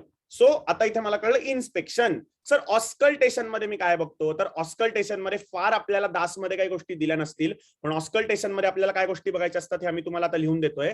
So let's C, दासमध्ये पण दिल्या असतील, मी वाचली नाही आता, या म्हणजे रिसेंटली माझं आता वाचन आलेलं नाही म्हणून मी त्यामध्ये आहे का नाही I don't know. So let's see what are we going to see. Auscultation मध्ये मी काय बघणार आहे, I am going to see 3 things, नाही sorry, I am going to see 2 things. One is the bowel sound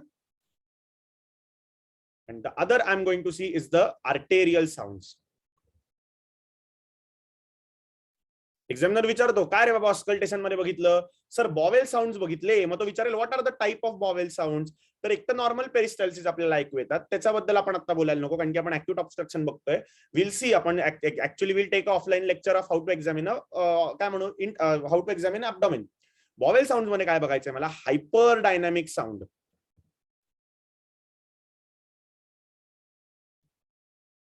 दुसऱ्या प्रकारचा sound असतो ज्याला आपण म्हणतो सायलेंट ऑर डल ऍब्डोमेन. तिसरा जो साऊंड आहे तो फार कुठेही बुक मध्ये मेन्शन न केलेला असतो, दॅट इज इकोइक, फार फ्रॉम इकोइक साऊंड. तर कशामध्ये काय काय दिसतं, तर इंटेस्टायनल ऑब्स्ट्रक्शन डायनॅमिक असतं का डायनॅमिक, मी पुढे सांगणार आहे. तर हायपर डायनॅमिक साऊंड असतो that is in dynamic bowel obstruction.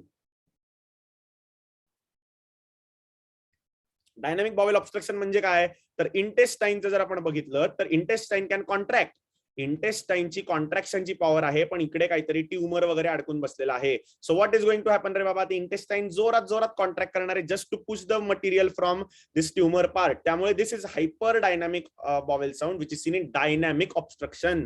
Dynamic obstruction म्हणजे काय, तर ऑब्स्ट्रक्शन हलत नाहीये, ऑब्स्ट्रक्शन स्थिर आहे, पण बॉवेलची डायनॅमिसिटी मेंटेन्ड आहे, म्हणून डायनॅमिक ऑब्स्ट्रक्शन. सायलेंट ऍब्डोमेन कुठे दिसणार आहे, तर silent abdomen you are going to see in adynamic bowel obstruction. म्हणजे काय, तर बाबा सगळा रस्ता मोकळा आहे, पण इंटेस्टाईन म्हणलं मी काय मात्र कॉन्ट्रॅक्ट करणार नाही. So adynamic bowel obstruction.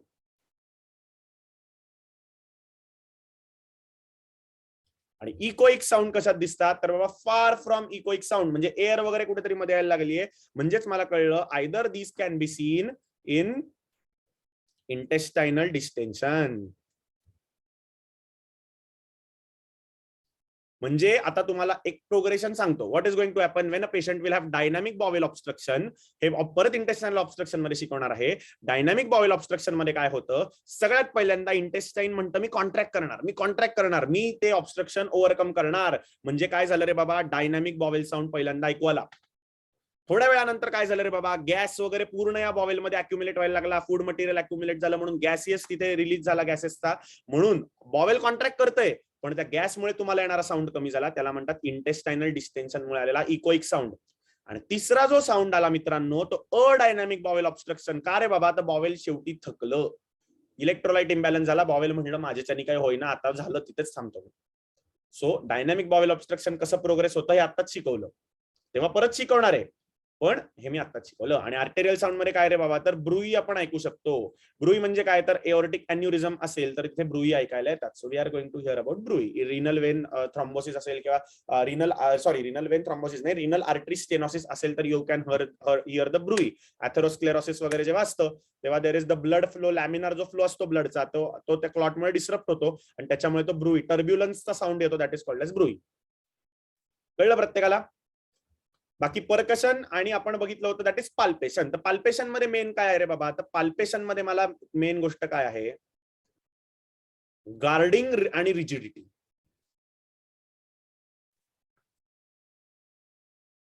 कधी पण you can go and palpate a patient of parietal peritonitis, patient will have board like rigidity.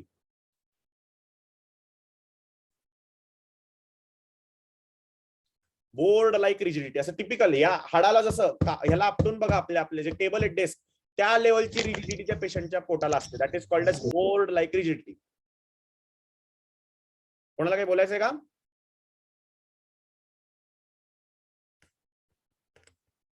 त्यामुळे पाल्पेशन मध्ये बाकी मी लोकलायझेशन करणार आहे. आणि दुसरं महत्वाचं आहे दॅट इज लोकलायझेशन. लोकलायझेशन कसं करायचं मित्रांनो, तर 4 क्वाड्रंट मध्ये लोकलाइज करणार आहे. Right upper, right lower, left अपर आणि लेफ्ट लोअर. कारण की त्याच्यावर प्रोटोकॉल बदलणार आहे. जाता फ्लो चार्ट बघणार आहे आपल्याकडे अर्धा तास. We have half an hour. So we are going to try and complete the chapter. बघू.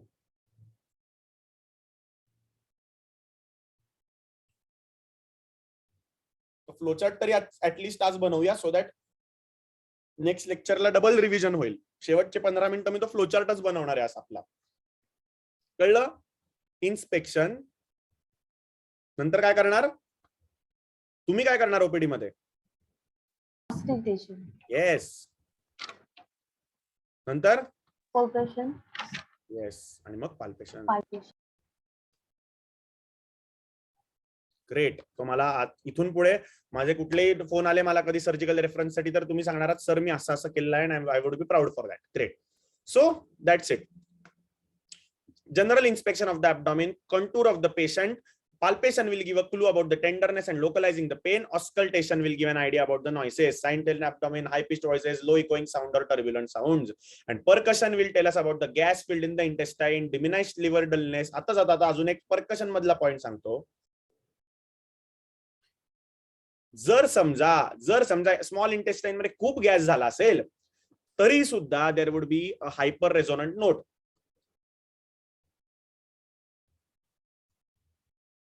पण आता गंमत सांगतो तुम्हाला, जर तो gas, how will you differentiate on percussion if the gas is inside the intestine और is it outside the intestine? म्हणजे परफोरेशन मुळे झालेला गॅस आहे का इंटेस्टाइन डिस्टेन्शन झाल्यामुळे गॅस आहे? हाऊ विल यू, कसं कळू शकेल तुम्हाला?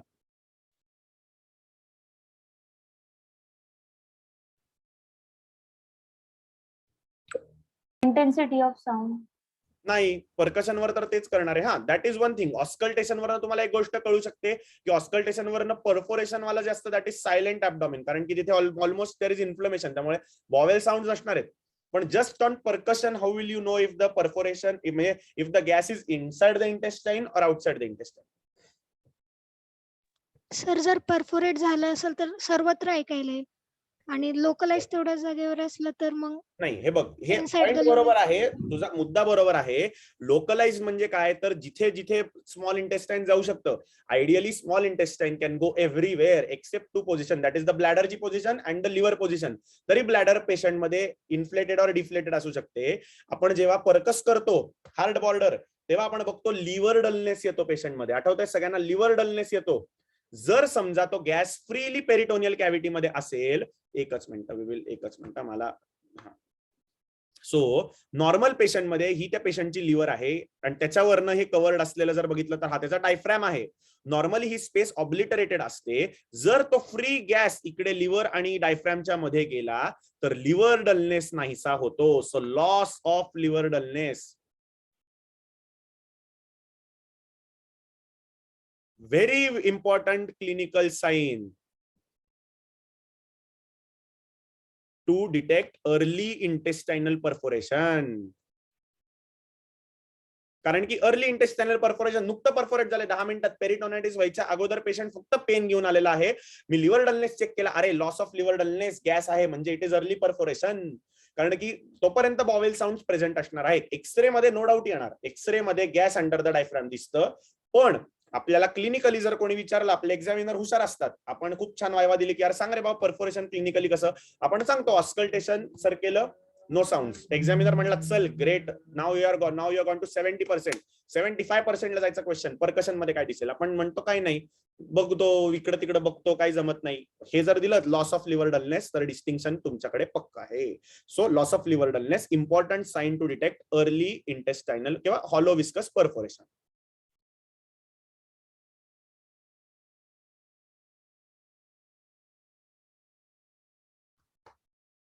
खूप महत्वाचं आहे.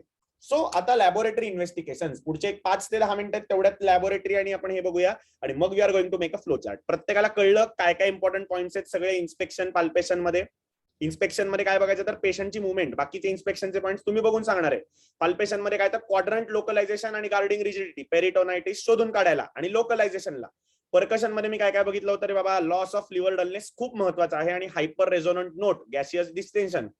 आणि चौथा महत्वाचा जो पॉईंट होता दॅट इज ऑस्कल्टेशन. त्याच्यामध्ये मला 3 प्रकारचे साऊंड कळले होते बॉवेलचे, हायपर डायनॅमिक, सायलेंट इकोइक आणि सायलेंट ॲब्डॉमिन. आता जाताना एक गोष्ट सांगतो, एक खाली कन्क्लुडिंग वाक्य लिहायचं, all patients must undergo DRE, digital rectal examination. म्हणजे काय तर बऱ्याच वेळेला कॉज डिजिटल रेक्टल एक्झामिनेशन मध्ये कळतो, अरे इथं तर कोलॉनिक ट्युमर आहे. बऱ्याच वेळेला असं झालेलं आहे की काही ना काहीतरी लोअर एनल पॅथॉलॉजीमुळे, देव काळजी घेतो मित्रांनो, देव आपली खूप काळजी घेतो आणि तो हे प्रयत्न करतो की यांना काहीतरी कळेल असं द्यावं. त्यामुळे आपल्याकडे येणारे असं आपण आत्ताच मनाला सांगून ठेवा की आपल्याला बेस्ट ऑफ द अबिलिटीज जेवढं जमतं तेवढेच पेशंट आपल्याकडे येणार आहेत. सो आयडियली त्यांचं असं म्हणणं आहे की डिजिटल रेक्टल एक्झामिनेशन मधनं बरेचसे लोअर एनल मालफॉर्मेशन दिसतात, कारण की एक्सरे मध्ये USG मध्ये लोअर एनल मालफॉर्मेशन काही दिसत नाही, जेवढं DRE ने आपल्याला चांगलं कळू शकतं. So ideally digital rectal examination. लाजेस्पद गोष्ट, रेक्टमचा ट्युमर आहे, ऑब्स्ट्रक्शन म्हणून अॅक्यूट ॲब्डॉमिन घेऊन आला, USG केली फक्त डिस्टेन्शन, एक्सरे केलं इंटेस्टायनल ऑब्स्ट्रक्शन, CT स्कॅन मध्ये निघालं लोअर रेक्टम ट्युमर, बोट घातलं, अरे बापरे ट्युमर आहे. म्हणजे एका बोटाने जे काम केलं असतं त्यासाठी पेशंटचे किती पैसे गेले आणि किती वेळ गेला आणि त्यात किती पेशंटचं नुकसान झालं. त्यामुळे कुठलाही पेशंट अॅक्यूट ॲब्डॉमिनचा आला, ग्लोव्ज घालायचे, जेली लावायची आणि बोट घालायचं, कुठे नसमन. कळलं का? सो ऑलवेज रिमेंबर, हे मी असं घाणेरड्या भाषेत का बोललो, कारण की हे वाक्यच लक्षात राहणार आहे तुमच्या. तुम्हाला जर मी फार सभ्य भाषेत always do a digital rectal examination Wien patient comes, काही लक्षात राहणार नाही. आता आयुष्यभर म्हणतील सर ना घाणेरडच बोलतात, बोट घालायचं म्हणले directly. So always remember this is just to tell you that it is very important in all the patients of intestinal obstruction. माझ्या हातनं मिस आउट झालेली आहे केस, अर्थात त्याच्या पुढे काही मिसॅप झालं नाही, गोडबोले सरांनी ती मला कव्हर अप केली केस. पण महत्वाचं सांगणं काय, तेव्हा आय गॉट टू नो की digital rectal examination is always mandatory in the patient. Great. Haemogram for, आता लॅबोरेटरी इन्व्हेस्टिगेशन काय काय करायचे आपल्याला सगळं असते, ब्लड काढायचं सगळ्याला द्यायचं, येड्यासारखं करू नका, प्रत्येक इन्व्हेस्टिगेशनला काहीतरी सिग्निफिकन्स आहे. का ते बाबा, तर इन्फ्लेमेशन असेल तर ल्युकोसायटोसिस दिसेल. इलेक्ट्रोलाइट्स का रे बाबा, तर आपण बघणार आहोत पुढे की जर समजा व्हॉमिटिंग खूप झालं असेल, डायरिया खूप झाला असेल तर आपल्याला इलेक्ट्रोलाइट इम्बॅलन्स होतात. बऱ्याच वेळेला पेशंटमध्ये असायटिस असेल तर थर्ड प्लेस फ्लुइड लॉस होतो, ते करेक्ट करण्यासाठी इलेक्ट्रोलाइट्स करून घ्या. अमायलेज आणि लायपेज का करा रे बाबा, तर पॅनक्रियाटायटिस सारखे आपल्याला खूप महत्वाचे प्रॉब्लेम्स येतात की जे आपल्याला क्लिनिकली नाही तर अमायलेज लायपेजनीच कळू शकतात. सो अमायलेज लायपेज कायम करायचे अॅक्यूट ॲब्डॉमिन मध्ये. लिव्हर फंक्शन टेस्ट का रे बाबा, तर ऑब्स्ट्रक्टिव्ह जॉन्डिस, गॉल स्टोन, कोलिलिथियासिस या सगळ्यामध्ये लिव्हर एन्झाइम्स, नंतर हिपॅटायटिस मध्ये सगळं लिव्हर एन्झाइम्स वाढणार आहेत. लॅक्टेट लेवल्स का करायचे, तर बॉवेल इस्किमियामध्ये लॅक्टेट लेवल्स वाढलेले असतात. फार हॉस्पिटल्समध्ये मी करताना बघत नाही, पण लॅक्टेट लेवल्सचा आणि बॉवेल इस्किमियाचा खूप छान पेपर पब्लिश केलेले आहेत की त्याचा खूप चांगला सिग्निफिकन्स आहे इस्किमिया डिटेक्ट करायला. Human chorionic testing in all the females, काय सांगतोय, इररिस्पेक्टिव्हली, सर मी आता 18 वर्षाची झाली, सर मला बॉयफ्रेंड नाहीये, सर मला कोणीच नाहीये, तिथं विचार करायचा नाही, HCG लिहायचं. का रे बाबा, का HCG लिहायचं, का वाटतं तुम्हाला, काय HCG लिहायचं, काय मिसहॅप होऊ शकेल? Ectopic pregnancy. काय, sorry, Ectopic pregnancy. Ectopic pregnancy ठीक आहे, एक गोष्ट झाली, कॉम्प्लिकेशन आहे. अजून काय, तुमच्याच तंगड्या तुमच्याच गळ्यात कशा येऊ शकतील? ते फिमेलचं नुकसान झालं ना. एक्टॉपिक प्रेग्नन्सी आपण रूल आउट नाही केली म्हणून तिचं काहीतरी उद्या मिसहॅप होऊ शकेल. तुमच्या तंगड्या तुमच्याच गळ्यात कशा येतील हे जर तुम्ही टेस्ट नाही केलं तर काय गडबड होईल? might be pregnant and हा, आणि मग काय? आणि आपण जर सपोज त्याला Drug. treat केलं तर बरोबर, एक ड्रगचं झालं. पण Teratogenic. असे मी कुठले ड्रग्स देणार आहे ह्याच्यामध्ये की ज्यांनी प्रेग्नन्सीला? I am not going to give any drugs which are going to be teratogenic right now. Electrolyte collect करायला काहीच नाही मी वेगळं देणार आहे. एनसेड दिन, एक आयव्ही फ्लुइड हिमोडायल्युशन असेल खूप सर. अजिबात नाही. सर्जरी केली आणि सर्जरीसाठी अनेस्थेशिया वगैरे अजिबात नाही. प्रेग्नन्सी मध्ये सगळ्या सर्जरी करू शकतो. आणि त्या फिमेलचा जीव नाही का महत्वाचा? सर्जरी मला उद्या करावी लागली तिच्या बॉवेल परफोरेशनसाठी, तर ते बाळ महत्वाचं नाही आता मला, ती महत्वाची आहे. गायनेक ऑब्स्टेटिक्स मध्ये मॉडर्न डे ऑब्स्टेटिक्स मॅडम शिकवतात इरिस्पेक्टिव्हली. पूर्वी ते फिल्म यायचे बाहेर मूवी मध्ये, बाळ का आईला वाचवायचं, मग तो फार वडील मोठे श्वास घेऊन तिचा मी प्रॉमिस दिलंय बाळाला वाचवायचं. फालतूपणा करायचाच नाही. काही झालं तरी आईला वाचवायचं. बाळ परत होऊ शकतं, आई परत होऊ शकत नाही. So modern day obstetrics, always save the mother. अरे राजांनो, एक्सरे करायला घेऊन गेलात आणि एक्सरे झाल्यानंतर ते बाळ आहे ते नंतर मोठं झाल्यानंतर अरे सर लिम्ब डिफेक्ट्स आले, त्या आईने तुम्हाला कोसलत आयुष्यभर येऊन. का? कारण की तुम्ही मला विचारलं नाहीत. आणि विचारून सुद्धा तिने जरी उत्तर दिलं नाही तरी HCG ला पाठवायचं. मी पुढे तुम्हाला प्रोटोकॉल मध्ये सांगणार आहे की बाबा का बाबा HCG फिमेल्स मध्ये आपण सोनोग्राफी करणार आहोत आणि मेल्स मध्ये आपण CCT करणार आहोत, तर ते कास्ट का नाही करायचं, we are going to see. पण एक्सरे खूप महत्वाचा फॅक्टर असतो. कारण की बॉवेल ऑब्स्ट्रक्शन म्हणलं की आपण लगेच घेऊन जातो त्याला एक्सरेला, कारण की अॅक्यूट अपडाऊन म्हणलं की पहिला एक्सरे होतो. प्री प्रोडक्टिव्ह एजची फिमेल अगदी 40-42 वर्षाची जरी बाई दिसली तरी ऍक्सिडेंटल प्रेग्नन्सी असू शकते. कायम डोक्यात ठेवायचं. नेव्हर, काही नाही, पटकन एक्सरे काढू, काही फरक नाही पडत. त्या बाळाला जर उद्या काही डिफेक्ट झाले तर आयुष्यभर ते डोळ्यासमोर आले की आपण रडणार आहोत का आता माझ्यामुळे हे झालेलं आहे. त्यामुळे प्रेग्नन्सीची history always always always ask any female who presents with acute abdomen. तिला नाही तर तिच्या नवऱ्याला विचारा, तिच्या नवऱ्याला नाही तर तिच्या आई बाबांना विचारा. तिथे विचार नाही करायचा. तिच्या बाबांना विचारलं तर त्यांना कसं वाटेल, ते लाजास्पद नाही ना वाटणार. माझ्या उद्या बाबांना असं कोणी विचारलं असतं तर काय, तिथे लाज लज्जा शरम नाही बाबा. तिचं जर समजा ते बाळ अपंग झालं ना आयुष्यभर, तर आयुष्यभर कोसा खाल स्वतःच्या हाताने कधी करायचं नाही. आणि urine testing for infection and stones. त्यामुळे मला कळले का रे बाबा इन्व्हेस्टिगेशन काय काय करायचे, मला कळलेले आहेत. गुड. काय काय करणार तर पहिला हिमोग्राम पाठवणार आहे, इलेक्ट्रोलाइट्स पाठवणार आहे, अमायलेज लायपेज पाठवणार आहे, लिव्हर फंक्शन पाठवणार आहे. म्हणजे काय काय मी कव्हर केलं रे बाबा? पहिलं इन्फेक्शन कव्हर केलं, इलेक्ट्रोलाइट्स कव्हर केले, पॅनक्रियाज कव्हर केलं, लिव्हर कव्हर केलं, नंतर बॉवेल इन्फेक्शन म्हणजे इंटेस्टाईन कव्हर केले, युट्रस कव्हर केलेला आहे आणि रिनल सुद्धा कव्हर केलेला आहे. सगळ्या सिस्टीम मी कव्हर केल्या. सगळ्या सिस्टीम मी कव्हर केल्या एका ऍब्डॉमिन मधल्या. इलेक्ट्रोलाइट्स मध्ये मला कळलं थर्ड स्पेस लॉस म्हणजे पेरिटोनायटिस मध्ये पेरिटोनियम व्हॉमिटिंगमुळे, त्यामुळे अख्ख्या बॉडीचं एक साधारण पिक्चर कळलं इलेक्ट्रोलाइट्समुळे. अमायलेज लायपेजमुळे मला काय कळलेलं आहे, पॅनक्रियाज. लिव्हर फंक्शन टेस्टमुळे काय कळलेलं आहे, लिव्हर. लॅक्टेट लेवल्स मध्ये काय कळलं, इंटेस्टाईन. आणि HCG मुळे युट्रस कळलं आणि युरिन आणि रुटीनमुळे मला कळलेलं आहे about the renal system. All systems are covered under this comprehensive care. Sir बाकी उगाच काहीतरी करत बसू का? सर क्रिएटच करते ना एकदा, सर युरियाच करते ना एकदा. अरे वेळ लागलाय का? तर सिरम क्रिएटिव्ह आणि CKD मध्ये जाईल पेशंट. अॅक्यूट रिनल फेलियर मध्ये असेल तर युरिनला बूज बसेल. याचा काय संबंध? नथिंग. कळलंय प्रत्येकाला? ग्रेट. आता बाहेरच्या कंट्रीमध्ये एक फॉलो केलेली गोष्ट असते ती म्हणजे इंट्रा ऍब्डॉमिनल प्रेशर मॉनिटरिंग. कसं करतात रे? शिकवलंय. How can we monitor intra abdominal pressure?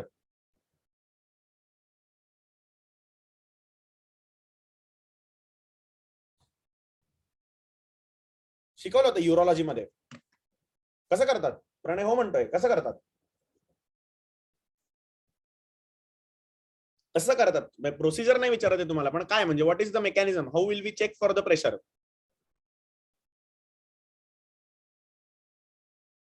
अरे शिकवलं होतं की युरोलॉजी मध्ये.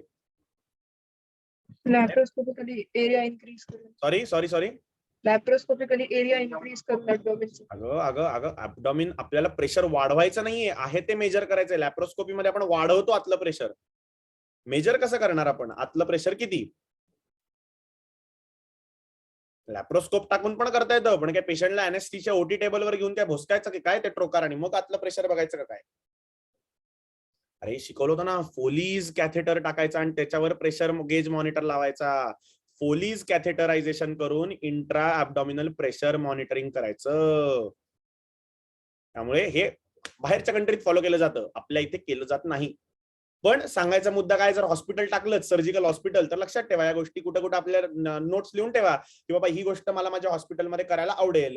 म्हणजे आपलं करत करत आपलं टर्शरी केअर सेटअप होऊन जाईल. फक्त GI सर्जरी, फक्त युरोलॉजी, फक्त superficial breast surgery, cancer surgery, आपलं असं या सगळ्या आपल्या एक लिस्ट बनवायची आतापासूनच की आपल्या हॉस्पिटलमध्ये आपल्याला काय काय गोष्टी पाहिजेत. तर असं आपलं हॉस्पिटल प्रोग्रेस होतं. कळलं का? कारण की मोठं झाल्यानंतर फार वेगळे वेगळे प्रॉब्लेम येऊ शकतात. अरे बाबा घरासाठी ही गोष्ट घ्यायची, बायकोसाठी घ्यायची, मुलांसाठी घ्यायची, मग हॉस्पिटलसाठी कधी घेणार? त्यामुळे या सगळ्या गोष्टी आत्ताच लिहून टाका. म्हणजे बकेट लिस्ट मध्ये जसं बायकोला मला तिच्या या वाढदिवसाला हे गिफ्ट करायचंय, तसं मला या वर्षी माझ्या हॉस्पिटलला मला हे गिफ्ट करायचंय, असे आतापासून लिस्ट बनवायची. हे बघा दिसतंय का रे बाबा? Haemoglobin, white blood cell differential count, electrolyte, urine analysis, HCG, amylase, total and direct bilirubin, alkaline phosphatase म्हणजे लिव्हर फंक्शन टेस्ट आली, अमायनो ट्रान्सफरेज त्याच्यातच आली, lactate level for bowel, stool for ova and parasite आणि clostridium culture. लास्टच्या 2 आहेत त्या फार acute ॲब्डॉमिन म्हणून present करत नाहीत आणि आपल्या काय म्हणू आपण फार भारतात केले जात नाहीत आणि हेल्मेंथिक इन्फेक्शन जसं अॅक्यूट ॲब्डॉमिन घेऊन फार येत नाहीत. त्यामुळे मेन मला कळलं सगळे ऑर्गन कव्हर केले. ॲप्रिहेन्सिव्ह केअर कळले प्रत्येकाला? किती वेळ राहिलेला आहे त्याच्यावर ठरवूया, कारण की तो फ्लोचार्ट बनवायला निदान 10 मिनिटं तरी लागणार आहेत. सो 9:40 झालेले आहेत. चला पुढच्या 5 मिनिटात देन रेडिओलॉजिकल इन्व्हेस्टिगेशन आपण करून टाकू. नाही तर चला फ्लोचार्ट बनवू, उगाच जास्त वेळ नको पुढच्या लेक्चरला, नाही तर काहीच राहायचं नाही शिकवायला मला. चलो लेट्स मेक द फ्लोचार्ट.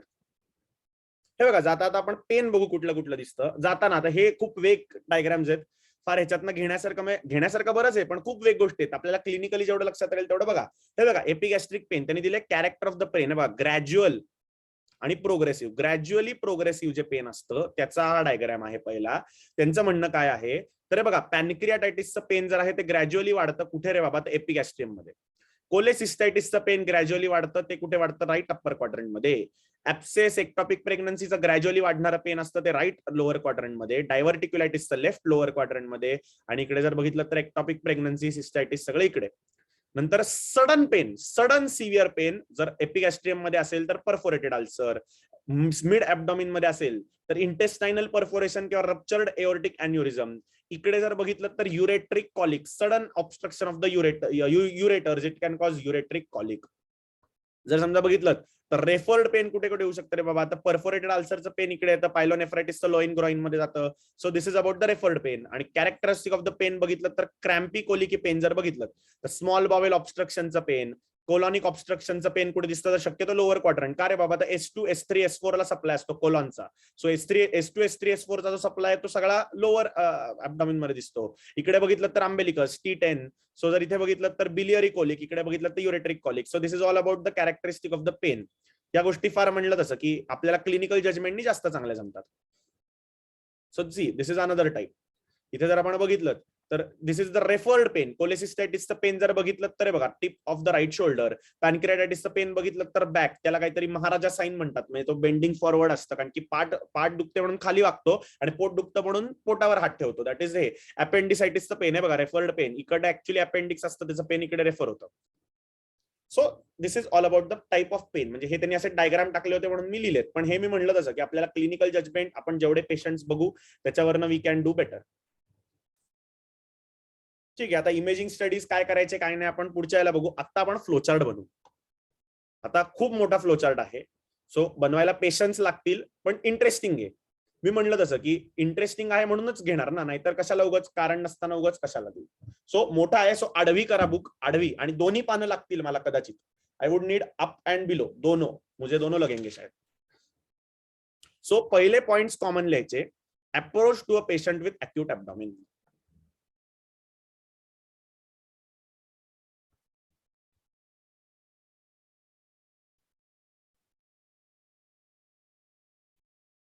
हा क्रक्स ऑफ द चॅप्टर आहे. म्हणजे काय तर एवढं जे सगळं रामायण शिकवलं त्या सगळ्यात सर घरी काय घेऊन जाऊ, तर हे घेऊन जा. हे लक्षात ठेव. चेक फॉर, सगळ्यात पहिलं कुठला पण अॅक्यूट केस आली की पहिल्यांदा आपण म्हणतो जसं चेक फॉर एबीसी. आता इकडे एबीसी नसतं, पेशंट तोंडानेच सांगतो ना पोट दुखतंय, त्यामुळे ऍब्डॉमिन ह्याच्यामध्ये युजली कधी पेशंटचं एबीसी कॉम्प्रोमाइज नसतं. पण प्रोटोकॉल म्हणून लक्षात पाहिजे पहिलं काय तर check for airway breathing circulation, ते चांगलंच असणार आहे 99%. There won't be any problem. Then काय करायचं, दोन गोष्टी सायमल्टेनियसली करायच्या. काय रे बाबा, NG ट्यूब इन्सर्शन म्हणजे काय, तर फॉर एक्झाम्पल स्वामिनी आणि तेजल दोघी मिळून जर तिने हॉस्पिटल टाकलं तर स्वामिनी हिस्ट्रीला बसणार आणि तेजल राईल्स ट्यूब टाकणार आणि फोलीज करणार. म्हणजे काय, तर NG tube insertion plus Follies. Follies का, तर मी तुम्हाला पुढच्या ह्याच्यात सांगणारे प्री ऑप प्रिपरेशन म्हणजे ऑपरेशनला पेशंट घेऊन जाण्याच्या अगोदर काही काही पॅरामीटर सक्सेसफुल लागतात, त्यातलं त्याचं युरिन आउटपुट बघणं महत्वाचं आहे. फोलीज कॅथेटरायझेशन आणि ट्यूब इन्सर्शन. का रे बाबा, जर समजा हायली डिस्टेंडेड बॉवेल असेल तर कॉम्प्रेस होतं राईल्स ट्यूब टाकून, काही सिक्रिशन साठली असतील ती बाहेर येतात. सो कुठले पण ऍब्डॉमिनल सर्जरीज करायच्या आधी राईल्स ट्यूब लागते. सो इकडे आपण राईल्स ट्यूब टाकणार होतो. आणि सायमल्टेनियसली आपण बघितलं होतं की तेजलनी जर समजा हे सगळं procedure, if Tejal is doing the procedures, Swamini is going to take a detailed history. आपण हॉस्पिटलमध्ये जेव्हा ऍक्यूट ऍब्डॉमिनची केस मॅनेज करतो तेव्हा काय होतं रे, आपला कन्सल्टंट येतो आणि आपल्याला आता फॉर एक्झाम्पल मी आणि प्रणयला म्हणतोय प्रणय पटकन हिस्ट्री घे, आणि मला म्हणतात अरे राईल्स ट्यूब आणि फोलीज कॅथेटर टाक. प्रणयला पहिल्या क्षणी काय वाटतं, हे डॉक्टर आहेत ना, कन्सल्टंट मुद्दामून केलं, सर MBBS आहेत ना म्हणून त्यांना NG ट्यूब दिली, आणि मी BMS आहे ना म्हणून मला त्यांनी काय केलं, NG ट्यूब हिस्ट्री घ्यायला सांगितली. पण आता इथे सिव्हिअरिटी बघा, या सगळ्या हिस्ट्री टेकिंगवर पेशंटचं पुढचं भवितव्य अवलंबून आहे.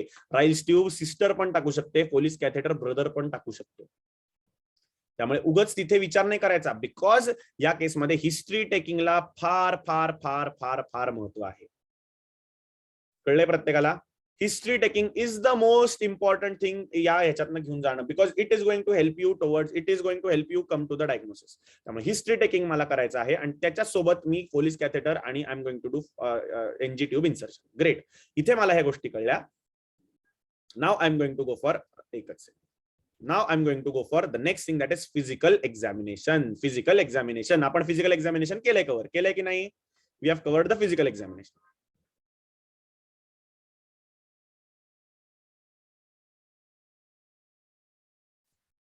We are covering the physical examination. बरं, जाता आता प्रणय बाबा मी मजेत बोललो, त्यामुळे उगाच डिग्री वगैरेवर मला बोलायचं नव्हतं फर्स्ट थिंग. आणि दुसरी गोष्ट म्हणजे तू माझा तेवढा जवळचा आहेस म्हणून मी तुझं एक्झाम्पल घेऊन बोललेलो आहे. पण हे हॉस्पिटलमध्ये होतं, ज्युनियर सिनियरिटी येते, डिग्रीमध्ये येते, त्यामुळे आपल्याला असं वाटतं, म्हणून मी सांगितलं हिस्ट्री टेकिंग फार महत्वाचं आहे. आणि ह्या चॅप्टरमध्ये मी फार विचित्र एक्झाम्पल्स देतो आहे. का? कारण की हा चॅप्टर इन अँड आउट माहिती पाहिजे, कारण की ह्याच्यामधनच तुम्हाला डायग्नोसिस येणार आहे, आणि ह्याच्यामधनं जो आनंद मिळणार आहे ना तुम्हाला ऍक्यूट ऍब्डोमेन डायग्नोस करून, तो कुठल्याही दुसऱ्या ह्याच्यातनं मिळत नाही. कळलंय? कारण की ऍब्डोमेन इज पॅन्डोराज बॉक्स. आतनं काय निघेल माहित नाही, फक्त वर्ण दिसतंय पेन, आतमध्ये काय कोणालाच माहित नाही. आता फिजिकल एक्झामिनेशन झाल्यानंतर मी तुम्हाला विचारलं होतं की बाबा प्रोग्रेशन प्रोग्रेशन प्रोग्रेशन, ऍक्यूट ऍब्डोमेनचं प्रोग्रेशन आता मोठे 2 करा, एका पेजवर एक आणि दुसऱ्या पेजवर एक. ऍक्यूट किंवा सडन प्रोग्रेशन, सडन और ऍक्यूट प्रोग्रेशन, आणि तिकडल्या बाजूला आपण करणार आहोत ग्रॅज्युअल प्रोग्रेशन.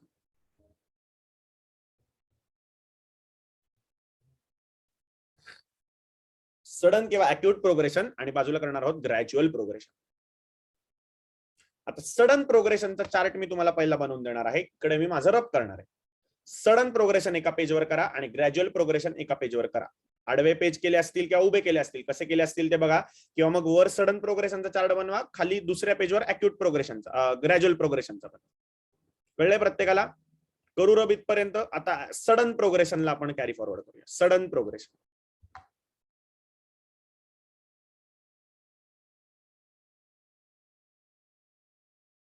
सडन प्रोग्रेशन मध्ये मी काय बघितलं रे बाबा, तर महत्वाचा मुद्दा दुसरा जो पाल्पेशन मधनं मला कळणार होता, that is there evidence of पेरिटोनायटिस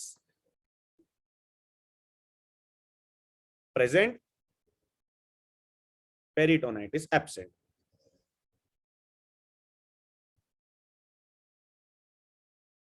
पेरिटोनायटिस present, peritonitis absent.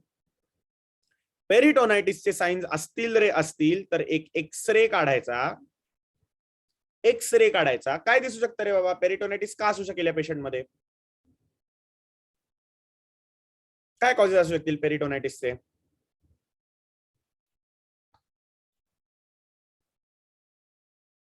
आपण शिकलोय ना पेरिटोनायटिस. Infection, perforation.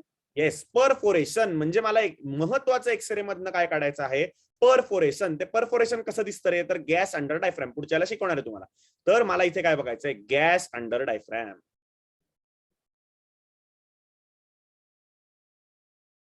प्रेझेंट. म्हणजेच काय तर ते लॉस ऑफ लिव्हर डलनेस जिथे मी सांगितलं होतं, there is a perforation inside. वेळ वाया नाही घालवायचा, पेशंटला ओटी मध्ये घेऊन जायचं. ओटी म्हणजे ऑपरेट. आणि जर समजा if there is no gas under diaphragm,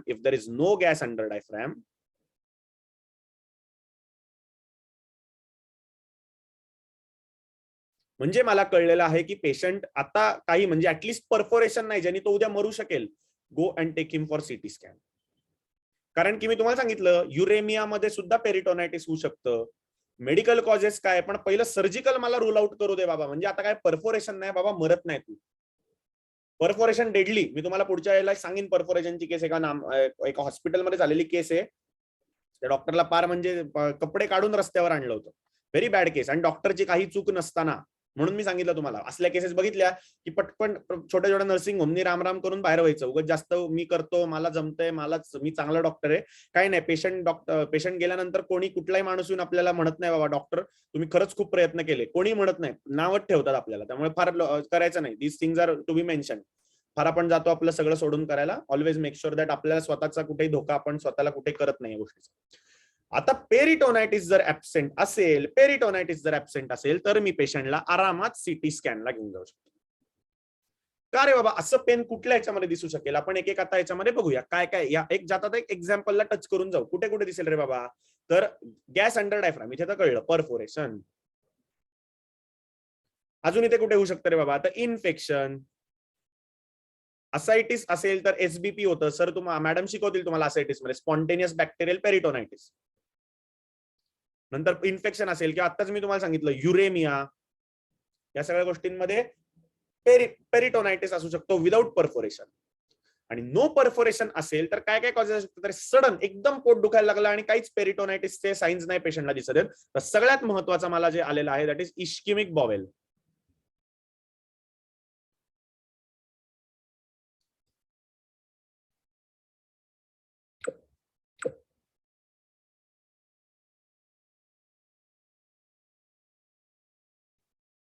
आणि त्यामधलं स्पेसिफिक जर कोणी विचारलं तर SMA ऑक्लुजन, म्हणजे आयदर थ्रॉम्बोसिस और एम्बॉलिझम. आणि ह्याच्यात त्यांनी टिपिकली दिलेलं आहे की ऍबडॉमिनल पेन, वाचा आज जाऊन दासमध्ये, ऍबडॉमिनल पेन आणि साइन आपलं symptoms of the patient. Patient इतक्या कळवळीने रडतो, आउटवे द साइन्स. म्हणजे काय तर ऍबडॉमिनला पाल्पेट करताना काहीही सापडत नाही.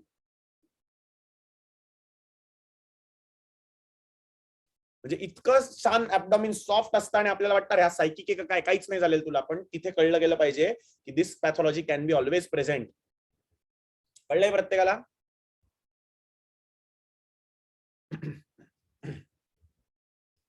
पेरिटोनायटिस प्रेझेंट और पेरिटोनायटिस ऍबसेंट. सडन प्रोग्रेशन कळलं का? पहिलं मी काय केलं, पेशंटाला एअरवे ब्रिदिंग सर्क्युलेशन केलं. एअरवे ब्रिदिंग सर्क्युलेशन झाल्यानंतर दोघी जणांना बसवलं होतं. एक हिस्ट्री घेत होती, एक राईस ट्यूब पोलीस करत होती. झालं फिजिकल एक्झामिनेशन केलेलं आहे. आणि त्याच्यानंतर इज इट सडन प्रोग्रेशन और ग्रॅज्युअल प्रोग्रेशन? मी तुम्हाला आधीच सांगितलं होतं सगळ्यात डेंजर कुठला? Sudden. Sudden sudden sudden everything is sudden. त्यामुळे सडन प्रोग्रेशन इज बेकार. त्यामुळे इथे मला पटपट सूत्र हलवायची आहेत. म्हणजे काय केलं, पेरिटोनायटिस प्रेझेंट, एक्सरे केला, गॅस अंडर डायफ्राम आहे का, न्यूमोए, डायरेक्ट ओटीत, काय नाही पुढचं मागचं बघितलं, एक्सरे काढला, नो गॅस अंडर डायफ्राम. मग माझ्या लक्षात आली अरे बापरे, आता कुठली तरी कॉजेस शोधावी लागतील, कशाने पेरिटोनायटिस झालाय बाबा या बाबामध्ये, काय परफोरेशन नाही दिसत आहे. आता जर सर्जरीच्या हॉस्पिटलमध्ये बघितलं, खेडेगावांमध्ये बघितलं तर शक्यतो दिस इज द कल. म्हणजे काय, तर नॉर्मली बघितलं तर हेच केसेस आपल्याला जास्त दिसतात. कारण की पेशंट अल्सर असतात, बरेच दिवस बघत नाही, डायव्हर्टिक्युलर परफोरेशन झालेलं असतं, पेरिटोनायटिस होतं सगळं.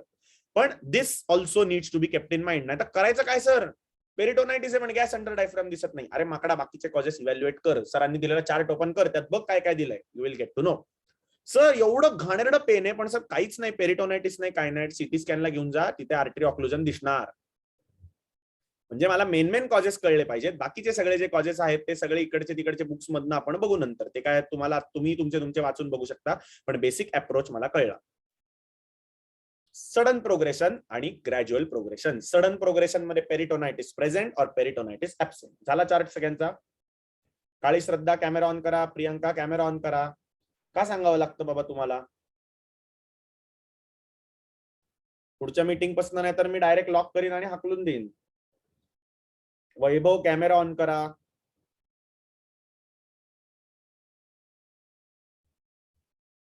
सरताज कॅमेरा ऑन कर. सिन्सिअर मुलांनी असं करू नये. वैभव कॅमेरा ऑन करा. सो मला कळलेलं आहे.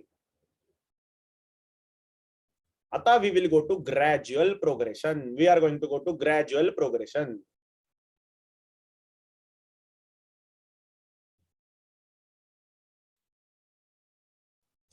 Gradual progression. आता ग्रॅज्युअल प्रोग्रेशनला मला असा मध्ये एरो करून we are going to make chart on 4 types. किंवा तुम्ही खाली करा, म्हणजे एकमेकांच्या खाली 4 जागा असतील तर करा. बेसिकली 4 कॅटेगरीज मला करायच्या आहेत. सो आपण आता मी इथे तशाच करतो. इथे मी करणार आहे क्वाड्रंट वाईज डिस्ट्रीब्युशन.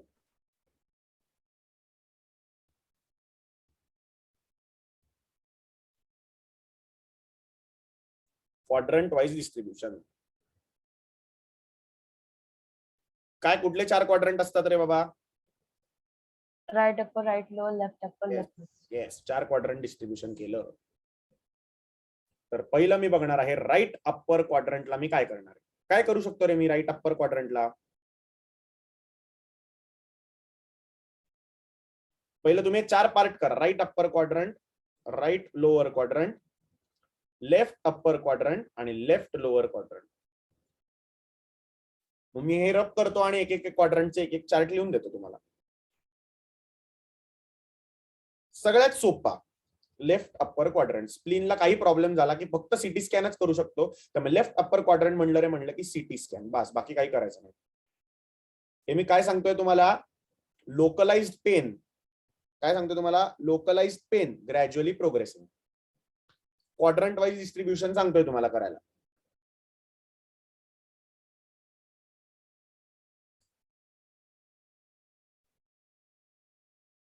आणि ह्याच्यामध्ये काय करा, ग्रॅज्युअली प्रोग्रेसिव्ह मध्ये क्वाड्रंट वाईज केलंय तसं एक लिहा जनरलाइज्ड पेन. म्हणजे काय तर क्वाड्रंट लोकलायझेशन नाहीये, ग्रॅज्युअल पेन आहे पण जनरलाइज्ड आहे. इकडे काय करायचं आहे आपल्याला? X-ray plus CT scan. का रे बाबा? तर इकडे मला माहितीये मोस्ट कॉमन कॉज जर बघितलं तर इंटेस्टायनल ऑब्स्ट्रक्शन. त्याला असं कुठलाही एका टाईपचा एका ठिकाणचा पेन नसतो. म्हणजे काय तर हळूहळू वाढतं. इंटेस्टायनल ऑब्स्ट्रक्शन कधी एकदम खटक्यात होत नाही, हळूहळू त्याचे सिम्पटम्स दिसायला लागतात. पण जनरलाइज्ड असतात, एका ठिकाणी कुठेही लोकलाइज्ड होत नाही. ब्रॅकेटमध्ये लिहा.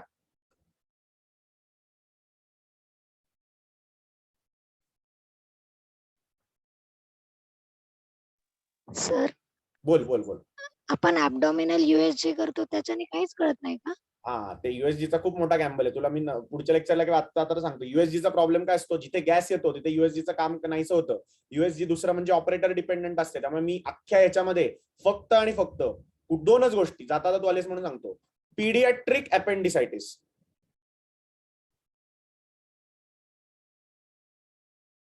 आणि गॉलस्टोन्स आणि युरेट्रिक कॉलिक. युरेट्रिक कॉलिकला सुद्धा बरेच लोक आता सिटी स्कॅनच करतात. Even neurologist don't do USG much. पण या 3 गोष्टी सोडल्या तर फार युएसजीचं महत्व राहिलं नाही. आणि गायनेकवाले युएसजी वापरतात. गायनेकवाले इन अँड आउट युएसजी वापरतात. त्या विचारांना MRI काय जमणार नाही, पेशंटला परवडत नाही, सिटी स्कॅन अलाउड नाही. त्यामुळे त्यांच्याकडे राहिलं युएसजी शस्त्र. त्यामुळे शक्यतो युएसजी फार कुठेही करून उपयोग होत नाही. की करू शकता, डायग्नोसिस पण होऊ शकतं, पण दॅट इज ऑपरेटर डिपेंडंट. म्हणजे काय तर जर तुमचा सोनोलॉजिस्ट चांगला असेल तर तुमचं सोने पे सुहागा. म्हणजे काय तर एखाद्या सर्जननी रेडिओलॉजिस्टची लग्न करावं, डायग्नोसिसचं टेन्शन मिटलं. म्हणजे एखादा रात्रीत कॉल आला की आपली ती बायको जाते डायग्नोसिस तयार करते, तोपर्यंत सर्जन येऊन डायरेक्ट ऑपरेशन करतो. म्हणजे डोक्याला टेन्शनच राहत नाही. त्यामुळे radiologist always should be good. आपल्या इथे खेडेगावात प्रॅक्टिस करताना चांगला रेडिओलॉजिस्ट शोधा. कट देईल का नाही नंतरचा विषय, कट प्रॅक्टिस करायचीच नाही आपल्याला, पण चांगला रेडिओलॉजिस्ट शोधा. आता इकडे रेफरल जास्त जातात, चांगले मिळतात म्हणून इकडे मी पाठवते पेशंट, अजिबात नाही. फालतूपणा कधी मला कानावर ऐकायला आला तर दवाखान्यात मीच येऊन दगड फेक करीन. So this is right upper quadrant, right lower quadrant. त्यातलं मी लेफ्ट अप्पर क्वाड्रंटचं एक सांगितलं. आणि ग्रॅज्युअल प्रोग्रेशन मध्ये जर जनरलाइज्ड पेन असेल, नो क्वाड्रंट लोकलायझेशन, तर तिथे एक्सरे प्लस सिटी स्कॅन करा. That is intestinal obstruction.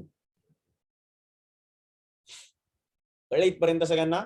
चला, वेळ नाही, आपण पटपट एक चार्ट करूया. त्यातला एकच आज क्वाड्रंट घेणार आहे, बाकीचे नेक्स्ट लेला घेणार आहे.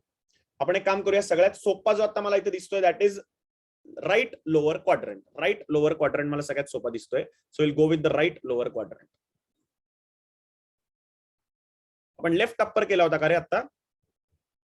मग लेफ्ट लोअरच करू, चला उगाच नको राईट अप्पर लेफ्ट लोअर काहीतरी वेगळं नको. Left lower quadrant.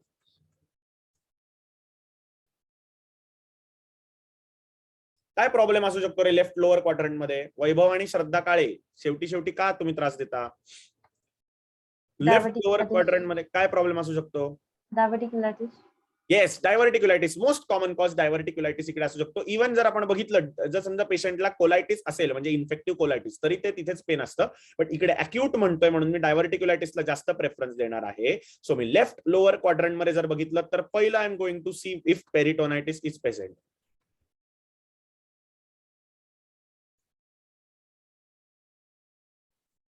If peritonitis is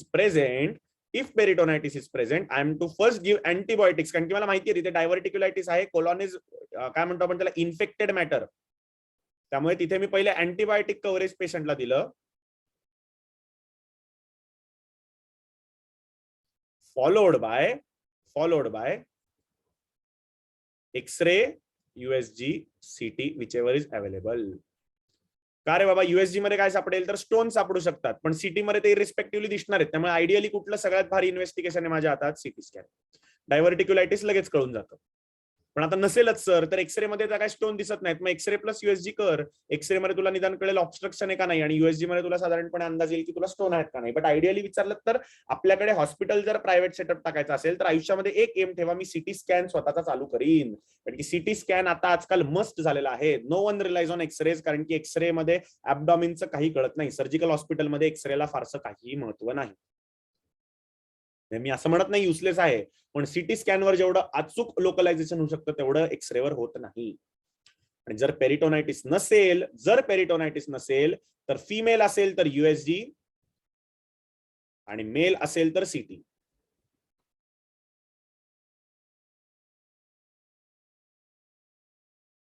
का रे बाबा, फिमेल असेल तर USG, मला माहित नाही प्रेग्नन्सी आहे का काय, एक्टॉपिक प्रेग्नन्सी वगैरे असली तर काय गंमत, सगळीच गंमत झाली. त्यामुळे शक्यतो फिमेल्स म्हणलं की पहिलं CT स्कॅन अवॉइड करायचा. अॅक्यूट ऍब्डॉमिन मध्ये आपल्याला हिस्ट्री वगैरे काही माहिती नसतं. सो फिमेल म्हणलं की USG. इथे काय असू शकतं रे बाबा, आता गायनेकोलॉजिकल कॉजेस म्हणजे काय तर गायनेकोलॉजिकल तिचे ओव्हेरियन टॉर्शन, ओव्हेरियन ट्युमर वगैरे काही दिसू शकतं. ऑब्स्टेट्रिक कॉजेस म्हणजे काय तर एक्टॉपिक प्रेग्नन्सी, ऍक्च्युअल प्रेग्नन्सी.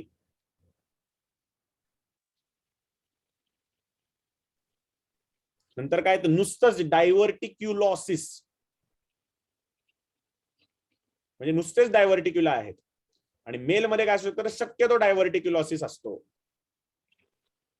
अजून काय असू शकतं रे बाबा, तर एखादा ट्युमर मेल्स मध्ये मोर कॉमन असतो, कॅन्सर म्हणून इथे पण असू शकतो.